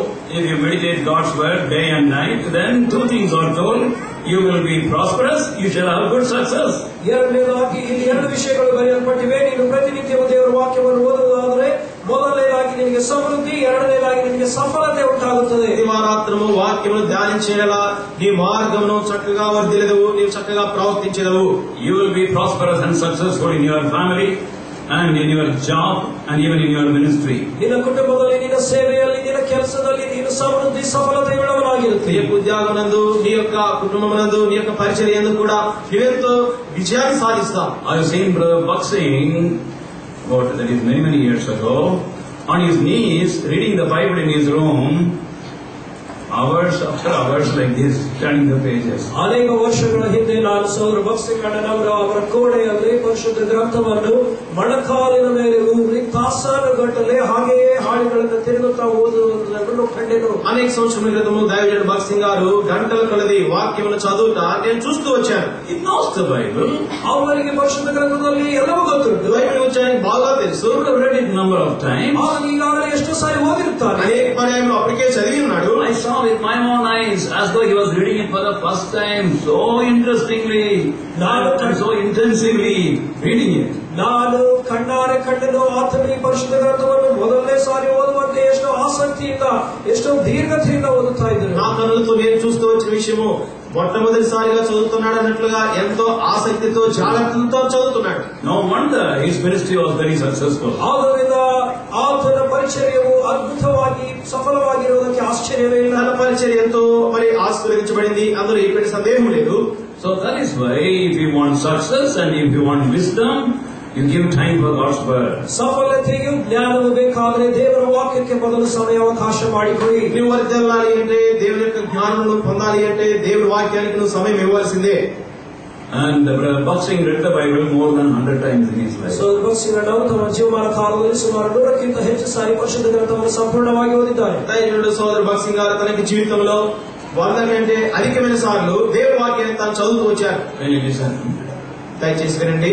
If you want to read the Bible more than 100 times, ನೀವು ಪರಿಶುದ್ಧ ಗ್ರಂಥವನ್ನು 100ಕ್ಕಿಂತ ಹೆಚ್ಚು ಸಾರಿ ನಿಮ್ಮ ಜೀವನದಲ್ಲಿ ಓದಬೇಕೆಂದು ಬಯಸುವುದಾದರೆ నీవు కూడా 100 కంటే అధికమైన సార్లు దేవుని వాక్యం బైబిల్ గ్రంథం చదవాలి అంటే I hope you are listening.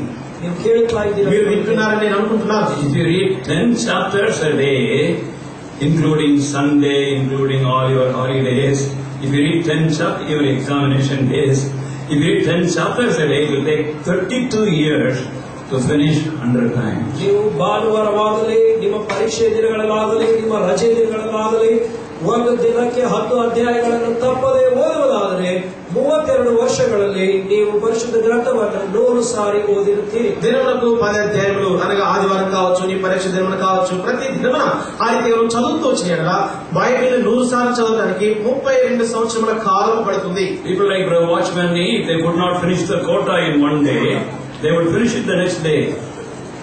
People like Brother Watchman Nee, if they could not finish the quota, number of chapters, today, they would extend it next day and finish it. ಈಗ ಕೆಲವರು watchmen D ಅನ್ನುವಂಥವರು ಏನ್ ಮಾಡ್ತಾ ಇದ್ದರು, ಈ ದಿನ 10 ಅಧ್ಯಾಯಗಳು ಓದಲಾಗದೇ ಇದ್ದರೆ ಮಾರನೇ ದಿನ 10 ಅಧ್ಯಾಯಗಳು ಮತ್ತು ಈ ದಿನ ಮಿಕ್ಕ ಅಧ್ಯಾಯಗಳನ್ನು ಓದಿ ಅದನ್ನು ಮುಗಿಸುತ್ತಾ ಇದ್ದರು. సహోదరుడు దైవజనుడు వాచ్మెన్ నీ కాదు, తాను ఎన్ని అధ్యాయాలు అయితే ఆ దినం చదవలేనటువంటి అధ్యాయులను మరుసటి దినం తాను చదువుతూ వచ్చినాడు. Oh my dear child, people will read your wisdom, know your wisdom, be benefited by your wisdom, generation after generation, if you learn to give God's word time in your life now. ಪ್ರಿಯ ಮಗನೇ, ನಿನ್ನ ಜೀವನ ಕಾಲದಲ್ಲಿ ನೀನು ದೇವರ ವಾಕ್ಯಕ್ಕೆ ಅವಕಾಶವನ್ನು ಕೊಡುವುದಾದರೆ ಜನರು ನಿನ್ನ ಜ್ಞಾನವನ್ನು ಅರಿತುಕೊಳ್ಳುವರಾಗಿ ನಿನ್ನ ಜ್ಞಾನದ ಮುಖಾಂತರ ಅನೇಕ ಪೀಳಿಗೆಗಳಿಗೆ ಲಾಭ ಉಂಟಾಗುತ್ತದೆ. ఈ రీతిగా దేవుని వాక్యాన్ని కనుక నువ్వు సమయం ఇచ్చినట్లయితే తరతరములు కూడా నీ జ్ఞానం గురించి ప్రజలు చూస్తారు, నీ జ్ఞానం గురించి మాట్లాడతారు, నీ జ్ఞానం యొక్క అనుభవంలో వారు కూడా ఉంటారు. Now I want to just tell you, already you would have heard about it and you may know it. Those of you who have not had a chance to know it, and what I want to tell you about. ನೀವೀಗಾಗಲೇ ಕೇಳಿರಬಹುದು, ಅನೇಕ ಸಾರಿ ನಾನು ಹೇಳಿರುತ್ತೇನೆ, ಆದ್ರೆ ಯಾರಿಗೆ ಗೊತ್ತಿಲ್ಲವೋ ದಯವಿಟ್ಟು ಇನ್ನೊಂದು ಸಾರಿ ಕೇಳಿರಿ. ఒక విషయాన్ని పంచుకుంటాను. ఇప్పటికే మీరు కొందరు విని ఉంటారు, తెలుసుకుని ఉంటారు, కానీ ఎవరైతే వినలేదు వారి కొరకే చెప్తాను. Bible is believable. You can believe it. ಪರಿಶುದ್ಧ ಗ್ರಂಥವು ನಂಬತಕ್ಕದ್ದು. బైబిల్ అనగా విశ్వాస యోగ్యమైనది. Science can be wrong, but not the Bible. ವಿಜ್ಞಾನವು ತಪ್ಪಾಗಿ ಹೋಗಬಹುದು, ಆದರೆ ಪರಿಶುದ್ಧ ಗ್ರಂಥವು ತಪ್ಪುವುದಿಲ್ಲ. కనుక సైన్స్ ఒకవేళ పొరపాటు ఉండవచ్చు, కానీ దేవుని వాక్యం తప్పిపోదు. We can give you proof after proof. Science bows before the Bible, because in the past history, science went wrong, but not the Bible. ಯಾಕೆಂದ್ರೆ ಅನೇಕ ರುಜುವಾದ ಮೇಲೆ ರುಜುವನ್ನು ಕೊಡಬಲ್ಲೆವು. ವಿಜ್ಞಾನವು ಪರಿಶುದ್ಧ ಗ್ರಂಥದ ಮುಂದೆ ತಲೆಬಾಗಿಸುತ್ತದೆ. ಯಾಕೆಂದ್ರೆ ಇತಿಹಾಸದಲ್ಲಿ ನೋಡುವಾಗ ಅನೇಕ ಸಾರಿ ವಿಜ್ಞಾನವು ತಪ್ಪನ್ನು ಸರಿಪಡಿಸಿಕೊಂಡಿದೆ. సైన్స్ అన్నది బైబిల్ ఎదుట తల ఒప్పుతుంది. ఎందుకనగా అనేక పర్యాయములు సైన్స్ అనేది తప్పిపోయింది, కానీ దేవుని వాక్యం అనేది ఎప్పుడు కూడా తప్పిపోలేదు. There was a believer called Galileo. ಗಲಿಲಿಯೋ ಎನ್ನುವಂತ ಒಬ್ಬ ವಿಶ್ವಾಸಿ ಇದ್ದನು. ఒక విశ్వాసి ఉన్నాడు, తన పేరు గ్యాలిలియో. And first time he said the earth is round. ಆತನು ಮೊದಲನೇ ಸಾರಿ ಭೂಮಿಯು ರೌಂಡ್ ಆಗಿದೆ ಎಂಬುದಾಗಿ మొదటిసారి తాను చెప్పాడు భూమి గుండ్రంగా ఉంది. And Pluto, Aristotle and all his companions, they laughed at him. ಆತನ ಸಹೋದರರಾಗಿರುವಂತಹ ಪ್ಲೂಟೋ ಮತ್ತು ಅರಿಸ್ಟಾಟಲ್ ಇವರೆಲ್ಲರೂ ಈತನ ಒಂದು ಥಿಯರಿಯನ್ನು ನೋಡಿ ನಕ್ಕರು. తన తోడి మరి శాస్త్రవేత్తలు ప్లూటో మరి అరిస్టాటిల్ ఈ వ్యక్తి చెప్పిన దాన్ని బట్టి వారు నవ్వుతూ వచ్చారు. He said, no, the earth is flat. ಅವರು ಹೇಳ್ತಾ ಇದ್ರು ಎಲ್ಲ ಭೂಮಿಯು ಸಮವಾಗಿದೆ. లేదు భూమి గుండ్రంగా లేదు, సమతలంగా ఉందని చెప్పారు. Now we know the earth is round. ಆದ್ರೆ ಈಗ ನಮಗೆ ಗೊತ್ತಿದೆ ಅದು ಗುಂಡಾಗಿದೆ. ఇప్పుడు మనకు తెలిసిన విషయం ఏంటంటే భూమి గుండ్రంగానే ఉంది. But 2500 years before Galileo, it is written in the Bible.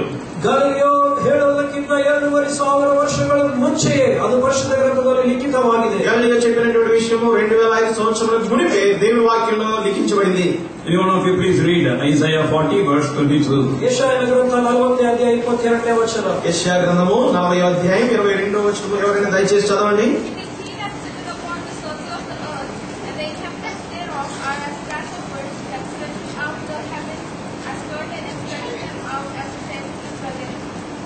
On the circle of the earth it is there, I think.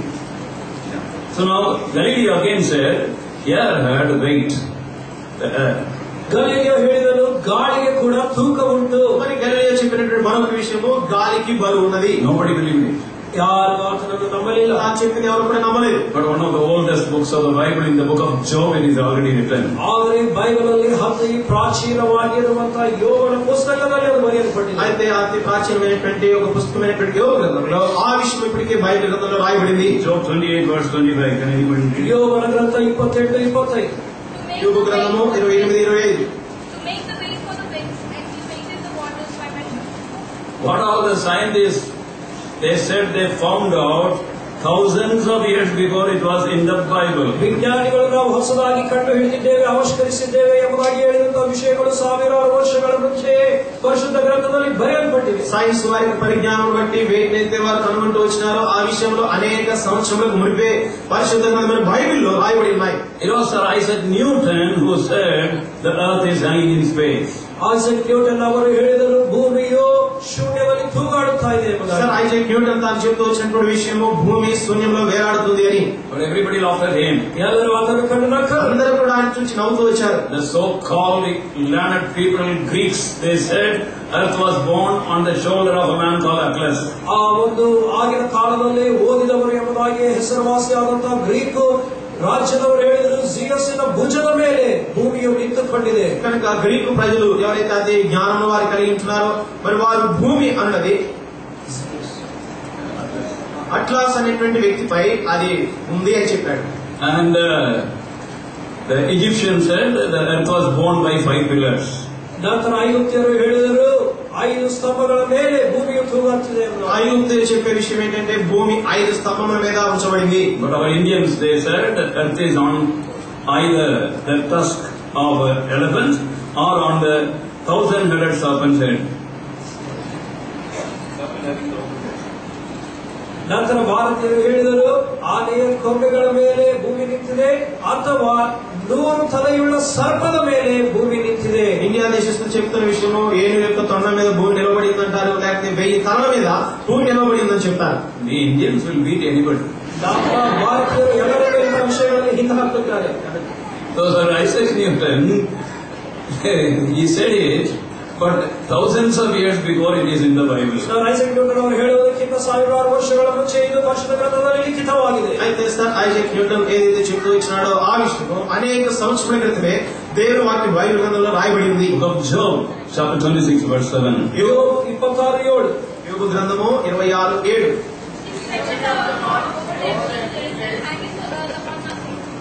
He is hanging the earth upon nothing. ಶೂನ್ಯದಲ್ಲಿ ಅದು ತೂಗಾಡುತ್ತಾ ಇದೆ.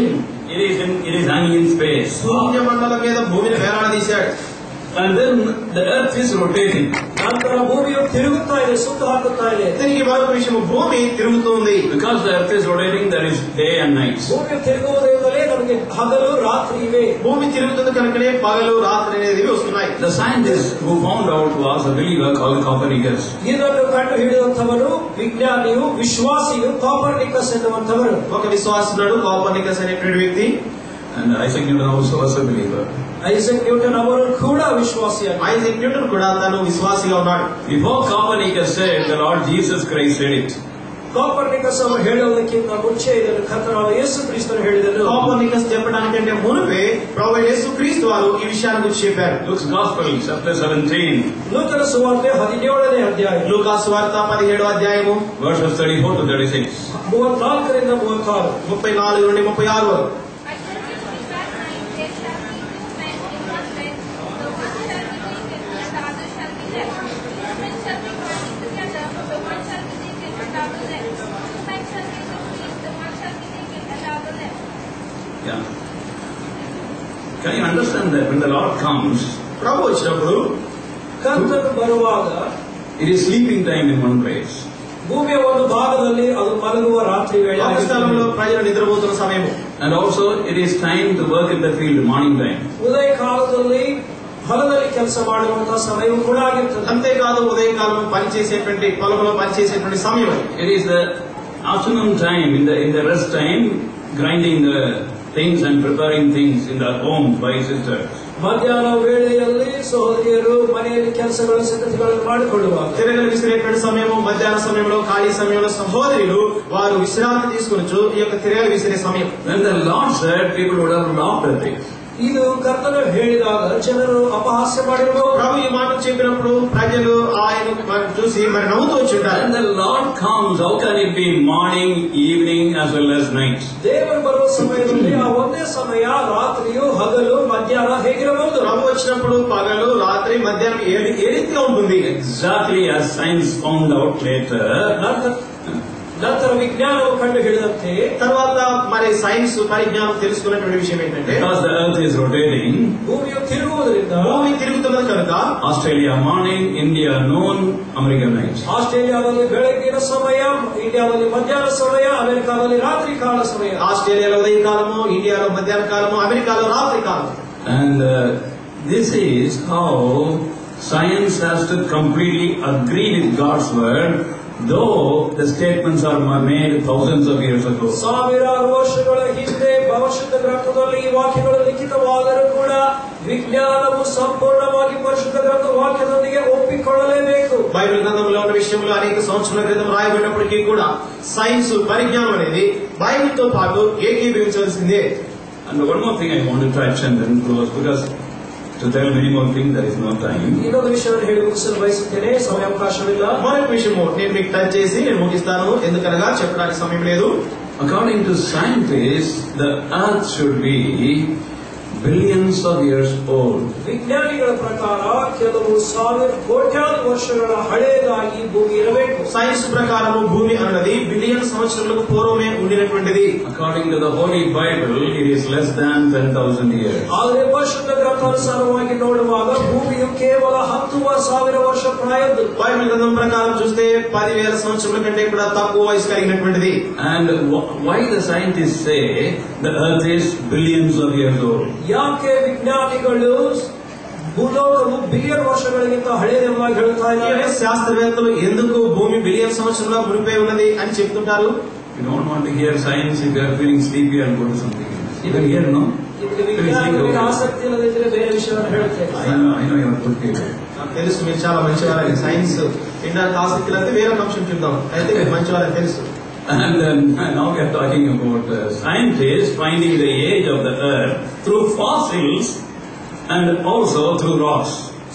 ಭೂಲೋಕದಲ್ಲಿ ಇರುವಂತಹ ಕೆಲವು ಕಲ್ಲುಗಳು ಮತ್ತು ಕೆಲವು ಪ್ರಾಚೀನ ವಸ್ತುಗಳ ಮುಖಾಂತರ ವಿಜ್ಞಾನಿಗಳು ಅದರ ವಯಸ್ಸನ್ನು ಕಂಡು ಹಿಡಿಯುವ ಪ್ರಯತ್ನದಲ್ಲಿದ್ದಾರೆ. భూమి యొక్క వయసు ఇంత అనేటువంటి విషయాన్ని శాస్త్రవేత్తలైన వారు రాళ్లను బట్టి వారు కనుగొనాలని ప్రయత్నం చేస్తున్నారు. And they test it by RMD, radiometric dating.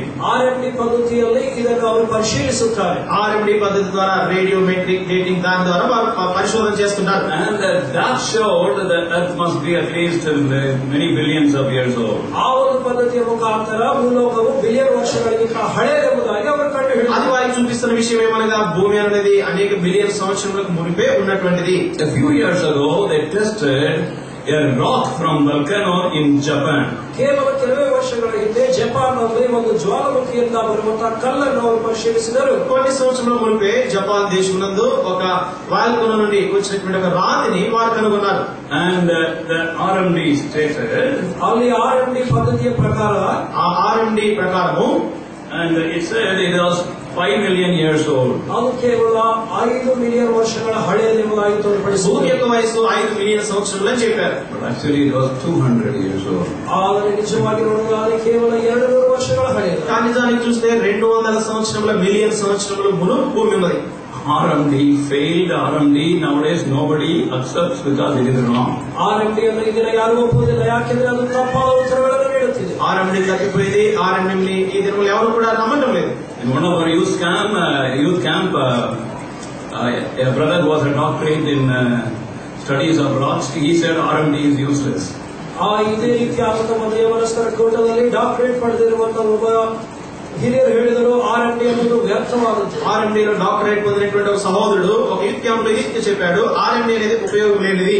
Same way, man was created by God, but a scientist called Darwin said man came from monkey. ಆದರೆ ಇಲ್ಲಿ ನೋಡುವಾಗ ವರ್ಷದ ಗ್ರಂಥದಲ್ಲಿ ಮಾನವನನ್ನು ದೇವರು ರೂಪಿಸಿದ್ದಾನೆ, ಸೃಷ್ಟಿಸಿದ್ದಾನೆ ಎಂಬುದಾಗಿ ಬರೆಯಲ್ಪಟ್ಟಿದೆ. ಆದರೆ ವಿಜ್ಞಾನ ನೋಡುವಾಗ ಮಾನವನು ಮಂಗನಿಂದ ಬಂದಿದ್ದಾನೆ ಎಂಬುದಾಗಿ ಹೇಳುತ್ತದೆ. దేవుని వాక్యం సెలవిస్తుంది మానవుడు దేవుని సృష్టి అని. డార్విన్ చెప్తున్నాడు మనుషుడు కోతి నుండి పుట్టినవాడు అని. The theory of evolution of Darwin is proved to be wrong. Theory of evolution Darwin ಅವರು ಸೂಚಿಸಿದ್ದು ತಪ್ಪಾಗಿ ನಿರೂಪಿಸಲ್ಪಟ್ಟಿದೆ. ఎవల్యూషన్ థియరీ అనేది పొరపాటు, తప్పు అని అది రుజువు చేయబడింది. There is a missing link. ಇದರಲ್ಲಿ ಎಲ್ಲೋ ಒಂದು ಹಂತ ಕಾಣಿಸಿಕೊಳ್ಳುತ್ತಿಲ್ಲ. ఒక లింక్ అనేది అక్కడ తప్పిపోయింది. Man is becoming, monkey becoming man, man is becoming what? ಮಂಗ ಮಾನವ ಆಗುವುದಾದ್ರೆ ಮಾನವ ಮುಂದೆ ಮತ್ತೇನಾಗ್ತಾನೆ? కోతి మనుషుడిగా అయితే మనుషుడు ఏమవుతాడు? So theory of evolution cannot explain and cannot prove, but it is proved to be wrong. Theory of evolution ಇದಕ್ಕೆ ಉತ್ತರ ಕೊಡದೇ ಇರುವ ಕಾರಣ ಅದನ್ನು ತಪ್ಪು ಎಂಬುದಾಗಿ ಕಂಡು ಹಿಡಿದರು. కనుక రెవల్యూషన్ థియరీ అనేది అది పొరపాటు, తప్పు అని రుజువు చేయబడింది. Not only that, అంతేకాదు before his death, Darwin, near his bed, called the Sunday class children to recite the Bible verses, sing the praises of God for his peace of mind. Darwin ಅವರು ಕಡೆಯಲ್ಲಿ ಮರಣದ ಹಾಸಿಗೆ ಮೇಲಿರುವಾಗ Sunday school ಮಕ್ಕಳನ್ನು ಕರೆದು ದೇವರ ವಾಕ್ಯವನ್ನು ಓದಿ ದೇವರ ಹಾಡುಗಳನ್ನು ಹಾಡಲು ಹೇಳಿದರು. మరి డార్విన్ గారు తన మరణ సమయంలో సండే స్కూల్ పిల్లల్ని పిలిచి దానికి సమాధానం కావాలనే ఉద్దేశంతో పిల్లలను స్తుతులు పాడమంటూ బైబిల్ వాక్యములు చెప్పమంటూ అడుగుతూ వచ్చాడు. His prayer to God is recorded in history. ಆತನು ದೇವರಿಗೆ ಮಾಡಿರುವಂತಹ ಪ್ರಾರ್ಥನೆಯು ಚರಿತ್ರೆಯಲ್ಲಿ ಲಿಖಿತವಾಗಿದೆ. ఆయన చేసినటువంటి దేవునికి చేసినటువంటి ప్రార్థన చరిత్రలో లిఖించబడింది. Oh Lord, I have thought childishly. Let nobody believe my theory. ಕರ್ತನೇ, ನಾನು ಚಿಕ್ಕ ಹುಡುಗನಂತೆ ಆಲೋಚನೆ ಮಾಡಿದ್ದೇನೆ, ನನ್ನ ಆಲೋಚನೆಯನ್ನು ಯಾರು ನಂಬಕೂಡದು. ప్రభువా, నేను పిల్లవాడి వలె నేను మాట్లాడాను, నేను చెప్పినది ఎవరు కూడా నమ్మకుందురుగాక అన్నాడు. And the Bible stands against all criticism. It is dependable, believable. And now what we have to do with the Bible? Bible ಅನ್ನು ಎಷ್ಟೋ ಜನ ತಿರಸ್ಕರಿಸಿದರೂ ಕೂಡ ಅದು ನಿಂತುಕೊಳ್ಳುವಂತದ್ದಾಗಿದೆ, ನಂಬಿಕೆಯುಳ್ಳದಾಗಿ ನಮಗೆ ఆధారభూతವಾಗಿದೆ. వాక్య విషయంలో ఎంతో ఎదిరింపు ఉన్నప్పటికీ కూడా వాక్యము నమ్మదగినటువంటిది, ఆధారపడదగినటువంటిది. And there are few things we have to do with the Bible. ఈ పరిశుద్ధ గ్రంథంలో ಕೆಲವು ಕೆಲಸಗಳನ್ನು ನಾವು ಮಾಡಬೇಕು. దేవుని వాక్యంతో మనం చేయవలసినటువంటి కొన్ని విషయాలు ఉన్నాయి. All of you know it. ಎಲ್ಲರಿಗೂ ಗೊತ್ತು, మీరందరికీ కూడా అవన్నీ తెలుసు. But we are only just recapturing it in our memory. ನಾವು ಮತ್ತೊಮ್ಮೆ ಅದನ್ನು ನೆನಪಿಗೆ ತಂದುಕೊಳ್ಳೋಣ. కానీ తిరిగి పునః విమర్శ చేసుకుంటున్నాం. First, read the Bible. ಮೊದಲನೇದಾಗಿ ವಾಕ್ಯವನ್ನು మొదటగా బైబిల్ చదువు. Deuteronomy chapter 17 and verse 19. Anybody can read it. ಧರ್ಮೋಪದೇಶ ಕಾಂಡ 17ನೇ ಅಧ್ಯಾಯ 19ನೇ ವಚನವನ್ನು ದಯವಿಟ್ಟು ಓದಿರಿ. ద్వితీయోపదేశ కాండము 17వ అధ్యాయం 19వ వచనం దయచేసి ఎవరైనా చదవండి. రాజును తన కుమారులను ఇశ్రాయేలు మధ్యలో నిర్దాక్షిణ్యం జరగలేదు. Here we find ఇక్కడ మనం చూస్తుంటాం the king of Israel had to take a copy by his hand, the scripture, read it daily. ಇಸ್ರಾಯೇಲ್ಯರ ರಾಜನು ಧರ್ಮೋಪದೇಶದ ಒಂದು పుస్తకವನ್ನು తన హತ್ತಿరపెట్టుಕೊಂಡು ప్రతినిత్యం ఓదಬೇಕು. ఇస్రాయేల్ యొక్క రాజు ఒక ప్రతిని బైబిల్ ప్రతిని తన ఎదురు ఉంచుకోవాలి. ప్రతిదినం కూడా దాన్ని చదువుతూ రావాలి. క్షమించండి, దాన్ని రాయించి తన దగ్గర ఉంచుకోవాలి. ప్రతి దినం కూడా దాన్ని చదువుతూ రావాలి. King should read it. రాజులు కూడా ಅದನ್ನು ಬರೆಸಿ ಓದಬೇಕು. రాజు చదవాలి. Such a busy man. రాజు ఎಷ್ಟో ಕೆಲಸ ಕಾರ್ಯವುಳ್ಳವನು, పని కలిగినటువంటి వాడు. He may be a busy man, as busy as he is, so much he should be busy with God's word also. ಆತನು ಎಷ್ಟೇ ಕೆಲಸ ಕಾರ್ಯಗಳಲ್ಲಿ ತೊಡಗಿದ್ದರೂ ಕೂಡ ಅಷ್ಟೇ ಪ್ರಾಧಾನ್ಯತೆಯನ್ನು ದೇವರ ವಾಕ್ಯಕ್ಕೆ ಕೂಡ ಕೊಡಬೇಕು. తనెంత పని కలిగిన వాడినప్పటికీ కూడా దేవుని వాక్యం కూడా చదువులో పని కలిగి ఉండాలి. Some of the young people think 24 hours are not enough. ಕೆಲವರು ಯೌವನಸ್ಥರು ಅಂದುಕೊಳ್ಳುತ್ತಾರೆ 24 ಗಂಟೆ ಸಾಲುತ್ತಿಲ್ಲ. కొంతమంది యవనస్తులు అనుకుంటారు 24 గంటలు దినానికి చాలదండి. As I have told you, first give time for God's word and then do your study. ನಾವು ಈಗಾಗಲೇ ಹೇಳಿದಂತೆ ಮೊದಲ ದೇವರ ವಾಕ್ಯಕ್ಕೆ ಸಮಯ ಅವಕಾಶವನ್ನು ಕೊಟ್ಟು ನಂತರ ನಿಮ್ಮ ವಿದ್ಯಾಭ್ಯಾಸವನ್ನು ಮಾಡಿ. ఇప్పటికే మీతో పంచుకున్నాం, దేవుని వాక్యములకు చదివేదాని కొరకే మొదటి సమయం ఇవ్వు, ఆ తర్వాత నీ చదువు కొరకే సమయాన్ని వెచ్చించు. Young people ask the question, morning, how many chapters to read? ಯೌವನಸ್ಥರು ಕೇಳುವಂತ ಪ್ರಶ್ನೆ, ಉದಯ ಕಾಲದಲ್ಲಿ ಎಷ್ಟು ಅಧ್ಯಾಯಗಳನ್ನು ಓದಬೇಕು? యవనస్తులకి నేను వేస్తున్నటువంటి ప్రశ్న, ఉదయకాలం ఎన్ని అధ్యాయం చదువుతారు మీరు? Exodus chapter 16 verse 14. విమోచన కాండ 16ನೇ అధ్యాయ 14ನೇ వచన. నిర్గమాకాండము 16వ అధ్యాయం 14వ వచనము. Exodus 16:14 please.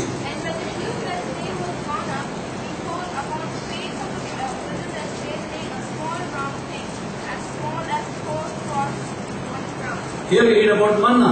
ಈಗ ನಾವು ಮನ್ನಾಹಾರವನ್ನು ಕುರಿತು ನೋಡುತ್ತೇವೆ. ఇక్కడ మన్నా అనే దాని గురించి చూస్తున్నాం. And our spiritual manna is the word of God. ನಮ್ಮ ఆత్మీయవాద మన్నా దేవుని వాక్యవాಗಿದೆ. మనకు కూడా ఆత్మీయమైనటువంటి మన్నా దేవుని వాక్యమే. Because the sun is hot and early in the morning.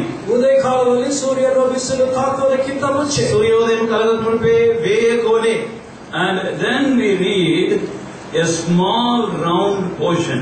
ಒಂದು ಚಿಕ್ಕ ದುಂಡಾಗಿರುವಂತಹ ಭಾಗ ಎಂಬುದಾಗಿ ನೋಡುತ್ತೇವೆ. ఒక సంపూర్ణమైనటువంటి గుండని భాగాన్ని చదువుతాం. This word round means full. ಈ ರೌಂಡ್ ಎಂಬುದಾಗಿ ನೋಡುವಾಗ ಸಂಪೂರ್ಣವಾದದ್ದು. ఈ యొక్క నున్నని అనగా ఇది సంపూర్ణమైనటువంటిది. So small full things.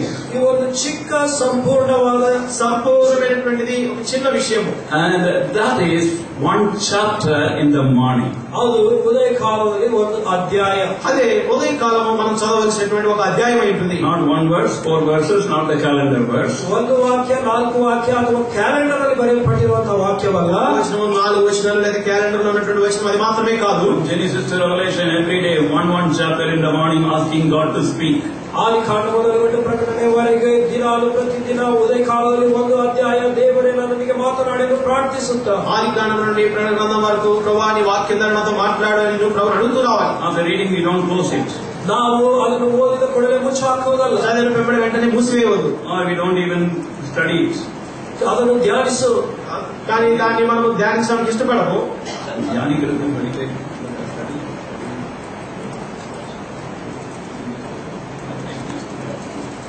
So now we should not study about it, but we have to ask the Lord to speak to us. ಅದನ್ನು ಓದುವುದು ಮಾತ್ರವಲ್ಲ, ಕರ್ತನೇ ಇದರ ಮೂಲಕ ನಮ್ಮೊಂದಿಗೆ ಮಾತನಾಡಿ ಎಂಬುದಾಗಿ ಕೇಳಬೇಕು. చదివినటువంటి వాక్యాన్ని ధ్యానించడం కాదు, కానీ ప్రభువా నాతో మాట్లాడదని అడగాలి. Keep the Bible open and say, Lord, it is what words you are talking to me. ಕರ್ತನೇ ಯಾವ ವಾಕ್ಯದಿಂದ ನನ್ನೊಂದಿಗೆ ಮಾತನಾಡುತ್ತೆ ಎಂಬುದರ ಪರಿಶುದ್ಧ ಗ್ರಂಥವನ್ನು ತೆಗೆದಿಟ್ಟು ಕೇಳು. బైబిల్ తెరిచి ప్రభువుని ప్రభువా ఏ సుందర మీరు నాతో మాట్లాడుతున్నారు. One verse or a fragment of a verse will speak to you. ಒಂದು ವಾಕ್ಯ ಅಥವಾ ವಾಕ್ಯದಲ್ಲಿ ಒಂದು ಭಾಗವು ನಿನ್ನೊಂದಿಗೆ ನೇರವಾಗಿ ಮಾತನಾಡುತ್ತದೆ. ఒక వచనం ద్వారా కావచ్చు, ఒక వాక్య భాగం ద్వారా కావచ్చు, ప్రభు నీతో మాట్లాడతాడు. Throughout the day that will be speaking to you and through you to many people. ಆ ದಿನವೆಲ್ಲವೂ ಕೂಡ ಆ ವಾಕ್ಯವು ನಿನ್ನೊಂದಿಗೆ ಮಾತನಾಡುತ್ತದೆ, ನೀನು ಅದನ್ನು ಕುರಿತು ಅನೇಕರೊಂದಿಗೆ ಮಾತನಾಡು. దినమంతట్లో కూడా ఆ వాక్యం నీతో మాట్లాడుతుంది, నీ ద్వారా ఇతరులతో కూడా మాట్లాడుతుంది. I make important decisions in my life through what God spoke to me in the morning devotion. ಈ ಉದಯ ಕಾಲದ ವೇಳೆಯಲ್ಲಿ ಕರ್ತನು ನನ್ನೊಂದಿಗೆ ಏನು ಮಾತನಾಡುತ್ತಾನೋ ಅದನ್ನು ಆಧಾರ ಮಾಡಿಕೊಂಡು ನನ್ನ ಜೀವನದಲ್ಲಿ ಕೆಲವು ಪ್ರಾಮುಖ್ಯ ನಿರ್ಣಯಗಳನ್ನು ತೆಗೆದುಕೊಂಡಿದ್ದೇನೆ. ఉదయకాల మౌన ధ్యాన సమయంలో ఏదైతే ప్రభు నాతో మాట్లాడుతూ వచ్చాడో వాటి విషయమై నేను గొప్ప తీర్మానం చేస్తూ వచ్చాను. And throughout the day have a quota, particular fixed number of chapters. ಈ ರೀತಿಯಾಗಿ ಪ್ರತಿದಿನ ನಾನು ಇಷ್ಟೇ ಅಧ್ಯಾಯಗಳನ್ನು ಓದಬೇಕು ಎನ್ನುವಂತ ಕೋಟಾ ಹೊಂದಿಕೊಂಡಿದ್ದೇನೆ. దినవంతుని కొరకే ఒక ఖచ్చితమైనటువంటి కోటాను కలిగిండు ఈ అధ్యాయంలోని. As far as possible, carry the Bible. ಎಷ್ಟು ಮಾತ್ರ ಸಾಧ್ಯವೋ ಅಷ್ಟರ ಮಟ್ಟಿಗೆ ಎಲ್ಲ ಕಡೆ ಪರಿಶುದ್ಧ ಗ್ರಂಥವನ್ನು ತೆಗೆದುಕೊಂಡು ತೆಗೆದುಕೊಂಡು ಹೋಗು. నీకు వీలైనంతగా దేవుని వాక్యాన్ని నీతో కూడా బైబిల్ గ్రంథాన్ని పట్టుకుని వెళ్ళు. When you are traveling in the bus, ನೀನು ಬಸ್ಸಲ್ಲಿ ಪ್ರಯಾಣಿಸುವಾಗ, మీరు బస్సులో ప్రయాణం చేస్తున్నప్పుడు, lunch time in the college or office, ನಿನ್ನ ಕಾಲೇಜ್ ಅಥವಾ ಆಫೀಸ್ ಅಲ್ಲಿ ಊಟದ ವೇಳೆ, మధ్యాహ్న కాల సమయం కాలేజీలో కావచ్చు, ఆఫీస్ నందు కావచ్చు, standing in some queue, ಎಲ್ಲಾದ್ರೂ ಸಾಲಿನಲ್ಲಿ ನಿಂತಿರುವ, లేకపోతే ఏదో ఒక క్యూలో నిలబడి ఉండవచ్చు. ask the Lord to speak to you and read. ಕರ್ತನೇ ನನ್ನೊಂದಿಗೆ ಮಾತನಾಡಿ ಎಂಬುದಾಗಿ ಪ್ರಾರ್ಥಿಸಿ ಮೊದಲಾರಂಭಿಸು. ప్రభు నీతో మాట్లాడినట్లుగా నీవు వాక్యాన్ని చదువు. Because filled with God's word is equivalent to filled with the Holy Spirit. ಯಾಕೆಂದ್ರೆ ಪ್ರಿಯರೇ, ದೇವರ ವಾಕ್ಯದಿಂದ ತುಂಬಲ್ಪಡುವುದು ಪರಿಶುದ್ಧಾತ್ಮನಿಂದ ತುಂಬಲ್ಪಡುವುದಕ್ಕೆ ಸಮಾನವಾಗಿದೆ. ఎందుకనగా దేవుని వాక్యంతో నింపబడి ఉండుట, పరిశుద్ధాత్మతో నింపబడి ఉండుట దానితో సరి సమానమైనది. Your word will have power. ನಿನ್ನ ವಾಕ್ಯದಲ್ಲಿ ಬಲವಿರುತ್ತದೆ. నీ వాక్కు ఎంతో శక్తి కలిగిందిగా ఉంటుంది. Your life will be influential. ನಿನ್ನ ಜೀವನವು ಪರಿಣಾಮಕಾರವಾಗಿರುತ್ತದೆ. జీవితం సైతం ఎంతో ప్రభావవంతంగా ఉంటుంది. Holy Spirit will use you. ಪರಿಶುದ್ಧ ಆತ್ಮನು ನಿನ್ನನ್ನು ಬಳಸಿಕೊಳ್ಳುತ್ತಾನೆ. పరిశుద్ధాత్మ దేవుడు నిన్ను కూడా తన కొరకే వాడుకుంటాడు. Suddenly, what you have read as you are doing so many things, try to think about it, meditate it. ಎರಡನೇದಾಗಿ, ನೀನು ಯಾವ ವಾಕ್ಯವನ್ನು ಓದಿದೆಯೋ ಇತರ ಕೆಲಸಗಳನ್ನು ಮಾಡುವಾಗ ಅದನ್ನು ಧ್ಯಾನಿಸುತ್ತಾ ಇರು. చదివిన వాక్యాన్ని అనేకమైనటువంటి ఇతర పనులు చేసినట్లుగానే నీవు వాక్యమును ధ్యానించు.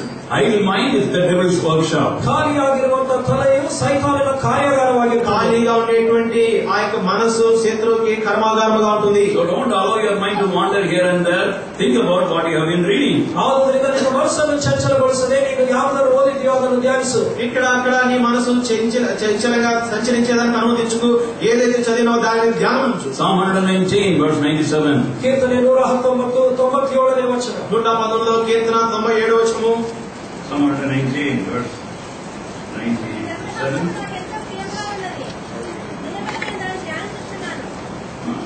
So we have to be meditating it throughout the day. దినమంతా కూడా వాక్యాన్ని ధ్యానించాలి. ದಿನವೆಲ್ಲ ಅದೇ ನಮ್ಮ ಧ್ಯಾನ. Thirdly, memorize God's word. మూడవదిగా వాక్యమును కంఠోపాఠం చేయి. ಮೂರನೇದಾಗಿ ವಾಕ್ಯವನ್ನು ಬಾಯ್ಪಾಠ ಮಾಡಿದೆ. As I told you, I will not tell anything which I don't practice. ನಾನು ಅಭ್ಯಾಸ ಮಾಡದೇ ಇರುವುದನ್ನು ನಿಮಗೆ ಯಾವುದನ್ನು ಬೋಧಿಸುತ್ತಾ ಇಲ್ಲ. ఇంతకు మునిపే నేను మీతో చెప్పాను, ఏదైతే నేను క్రియాపూర్వక అభ్యాసం చేయట్లేదో దాన్ని మీతో చెప్పడం లేదు. What I have tasted, I am sharing. ನಾನು ರುಚಿ ನೋಡಿದ್ದನ್ನು ನಿಮಗೆ ಹಂಚಿಕೊಳ್ಳುತ್ತೇನೆ. ఏదైతే రుచించానో దాని గురించి మీతో పంచుకుంటున్నాను. We have to memorize God's word, commit to memory. ದೇವರ ವಾಕ್ಯವನ್ನು ಬಾಯ್ಪಾಠ ಮಾಡಬೇಕು. వాక్యమును కంఠోపాఠం చేయాలి. Psalm 119 and verse 11. ಕೀರ್ತನೆ 119:11 ವಚನ. 119వ కీర్తన 11వ వచనము. So, hide God's word in your heart, memorize it. ನಿನಗೆ ವಿರೋಧವಾಗಿ ಪಾಪ ಮಾಡುವಂತೆ ನಿನ್ನ ನುಡಿಗಳನ್ನು ಹೃದಯದಲ್ಲಿ ಇಟ್ಟುಕೊಂಡಿದ್ದೇನೆ. నీ హృదయంలో వాక్యమును ఉంచుకో, అనగా వాక్యమును కంఠోపాఠం చేయి. And then, next thing is to share God's word. ನಂತರ ದೇವರ ವಾಕ್ಯವನ್ನು ಹಂಚುವಂತದ್ದು. తరువాత విషయము వాక్యము ఇతరులతో పంచుకో. Deuteronomy 6:7 we find. ಧರ್ಮೋಪದೇಶಕಾಂಡ 6ನೇ ವಚನದಲ್ಲಿ, దేవుని ఉపదేశ కాండము 6వ అధ్యాయము. We have to talk about it as we sit, as we walk, as we see people. We have to share God's word. ಧರ್ಮೋಪದೇಶ 6ನೇ ಅಧ್ಯಾಯ 7ನೇ ವಚನದಲ್ಲಿ ನೋಡುವಾಗ ನಾವು ಏನಿದ್ದರೂ ಕೂಡ ದೇವರ ವಾಕ್ಯವನ್ನು ಹಂಚಿಕೊಳ್ಳುವಂತವರಾಗಿರಬೇಕು. కూర్చున్నప్పుడు, నడిచినప్పుడు, పడుకున్నప్పుడు దేవుని వాక్యం గురించి మనం మాట్లాడుతూ రావాలి. If you are born again friends, it is wonderful. To them, what you have read, you share. ನಿನ್ನ ಸ್ನೇಹಿತರು ಕೂಡ ನೂತನವಾಗಿ ಜನಿಸಿರುವವರಾದರೆ ಎಷ್ಟು ಅದ್ಭುತ. ನಿನ್ನ ವಾಕ್ಯದ ಅನುಭವವನ್ನು ಅವರಿಗೆ ಹಂಚಿ. నీవు తిరిగి జన్మించావు, నీ యొక్క స్నేహితులు ఎవరైతే ఉంటున్నారో నీవు చదివినటువంటి వాక్యం గురించి వారితో పంచుకోవడం ఎంతో మంచిది. Fifthly, ఐదవది, are you listening? తెలుగుతున్నారు కదా. And those of you who are young people and you have passed all your studies and you are working and working. ಈಗ ಯಾರು ನಿಮ್ಮ ವಿದ್ಯಾಭ್ಯಾಸವನ್ನು ಮುಗಿಸಿ ಕೆಲಸದಲ್ಲಿ ತೊಡಗಿದ್ದಾರೋ ಅವರೊಂದಿಗೆ ಮಾತನಾಡುತ್ತಾ ಇದ್ದಾರೆ. ఎవరైతే యవనస్తులు ఉంటున్నారో వారి విద్యను ముగించి ఎవరైతే ఉద్యోగంలో ఉన్నారో వారితోనే మాట్లాడుతున్నారు. Study God's word. ದೇವರ ವಾಕ್ಯವನ್ನು ಓದಿಕೊಳ್ಳಿರಿ. దేవుని యొక్క వాక్యమును ధ్యానించు. 2 Timothy chapter 2 verse 15. 2ನೇ ತಿಮೋಥೆಗೆ ಬರೆದ ಪತ್ರಿಕೆ 2ನೇ ಅಧ್ಯಾಯ 15ನೇ ವಚನ. 2 Timothy 2:15. Please read it both in Telugu as well as in Kannada. ದಯವಿಟ್ಟು ಕನ್ನಡ ಮತ್ತು ತೆಲುಗು ಎರಡನ್ನೂ ಪಡೆಯಿರಿ. ಯೋಗ್ಯನೆಗಾನು సిగ్గుపడనక్కలేని పుణ్యవాణిగాను సత్యవాక్యము సరిగా ఉపదేశించువానిగాను నిన్ను నీవే దేవుని కనపరుచుకొనుటకు జాగ్రత్త పడము. ಕನ್ನಡದಲ್ಲಿ ಕೂಡ ಓದಿರಿ.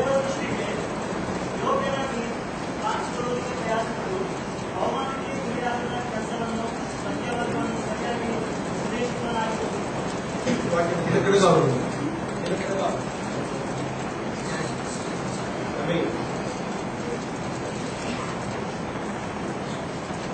English it is study God's word. English లో అయితే ధ్యానించడానికి ఉంది. No, not ధ్యానించడం. Okay. ಇಂಗ್ಲಿಷ್ ಅಲ್ಲಿ ದೇವರ ವಾಕ್ಯವನ್ನು ಓದುವುದರ ಬಗ್ಗೆ, ದೇವರ ವಾಕ್ಯದಿಂದ ಕಲಿತುಕೊಳ್ಳುವುದರ ಬಗ್ಗೆ ಇದೆ. Like a student. ನೀವು ವಿದ್ಯಾರ್ಥಿಯಾಗಿ ఒక విద్యార్థి వలె చదువును కొనసాగించాలి. And you have to study the books of the Bible. ದೇವರ ಪರಿಶುದ್ಧ ಗ್ರಂಥದ ಅನೇಕ ಪುಸ್ತಕಗಳನ್ನು ಓದಬೇಕು. బైబిల్ గ్రంథం యొక్క పుస్తకములను చదువుతూ రావాలి. Take for example the book of Romans. ರೋಮಾಪುರದವರಿಗೆ ಪತ್ರಿಕೆಯನ್ನು ಆರಿಸಿ, ఉదాహరణకు రోమీయులకు రాసిన పత్రిక తీసుకో. As you study verse by verse, ನೀನು ವಚನಾನುಸಾರವಾಗಿ ಓದುತ್ತಾ ಬರುವಾಗ ఒక్కొక్క వచనం చదువుతూ రాగా not only you know the content, you know the practical aspect. ಅದರಲ್ಲಿ ಇರುವಂತಹ ವಿಷಯ ಮಾತ್ರವಲ್ಲ, ಕಾರ್ಯರೂಪಕವಾದುದನ್ನು ಕೂಡ ಕಲಿತುಕೋ. అక్కడ ఉన్నటువంటి విషయం మాత్రమే కాదు, అక్కడ ఏ క్రియాపూర్వకమైనటువంటి విషయం ఉంటుంది అది కూడా తెలుసుకుంటాం. Bible is like a gold mine.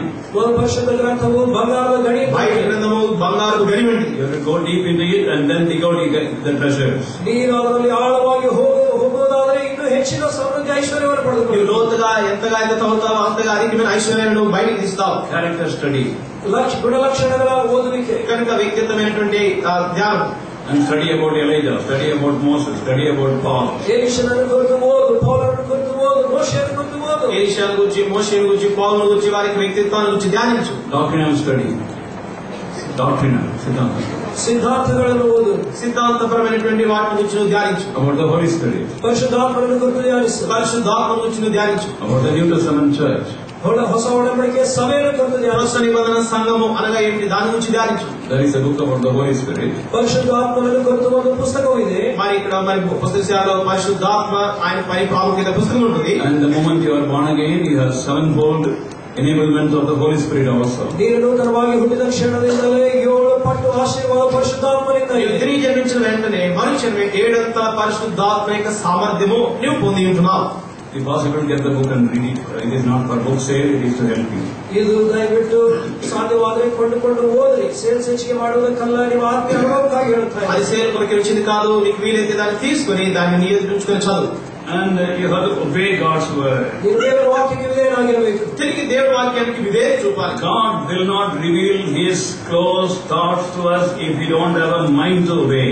ನಾವು ಕರ್ತನ ವಾಕ್ಯವನ್ನು ವಿಧೇಯರಾಗಿ ಕೇಳದೇ ಇದ್ದರೆ ಆತನ ಆಲೋಚನೆಗಳನ್ನು ಕರ್ತನ ನಮ್ಮೊಂದಿಗೆ ಹಂಚಿಕೊಳ್ಳುವುದಿಲ್ಲ. విధేయతతో కూడిన మనసు నీకు లేని ఎడల ప్రభు ఆయన తలంపుల నుంచి నీకు బయలుపరచడు. Carry God's word. ದೇವರ ವಾಕ್ಯವನ್ನು ಎಲ್ಲ ಸಮಯದಲ್ಲಿ ನಿನ್ನ ಹತ್ತಿರ ಇಟ್ಟುಕೋ. దేవుడి వాక్యాన్ని నీతో కూడా తీసుకుని పో. Ezra, chapter 7 verse 14. 7ನೇ ಅಧ್ಯಾಯ 14ನೇ ವಚನ. 7వ అధ్యాయం 14వ వచనం. 7:14. Ezra 7:14. For as much as thou art sent out to me, and of the 7 counselors to inquire concerning Judah and Jerusalem according to the law of thy God, in thine hand. Wisdom of God in thy hand. ನಿನ್ನ ಕೈಯಲ್ಲಿರುವ ನಿನ್ನ ದೇವರ ಧರ್ಮೋಪದೇಶ ಗ್ರಂಥಕ್ಕೆ. కనుక నీ చేతనున్న గ్రంథము జ్ఞానముతో కూడినటువంటిది. In Ezra's days, no, not such compact Bibles, small Bibles.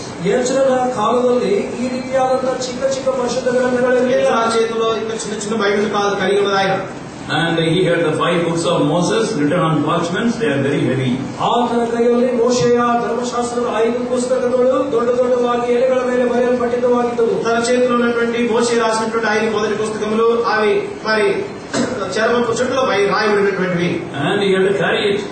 ಅವುಗಳನ್ನು ಆತನು ಹೊತ್ತುಕೊಂಡು మోసుకుని వెళ్ళాలి. Doctors and the king saw that.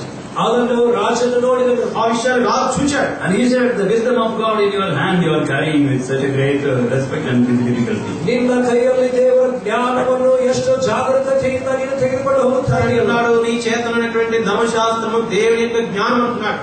Dear young people, don't stylishly carry a New Testament instead of the Old Bible. ಯವನಸ್ಥರೇ ಸ್ಟೈಲಿಗೆ ಮರೆಯಾಗಿ ಕೇವಲ ಒಂದು ಚಿಕ್ಕ ಹೊಸ ಒಡಂಬಡಿಕೆಯ ಪುಸ್ತಕವನ್ನು ಪಕ್ಕದಲ್ಲಿ ఎంతో నాజుగా కొత్త నిబంధన మాత్రమే కాదు పూర్తి బైబిల్ మీరు మోసుకుని వెళ్ళండి.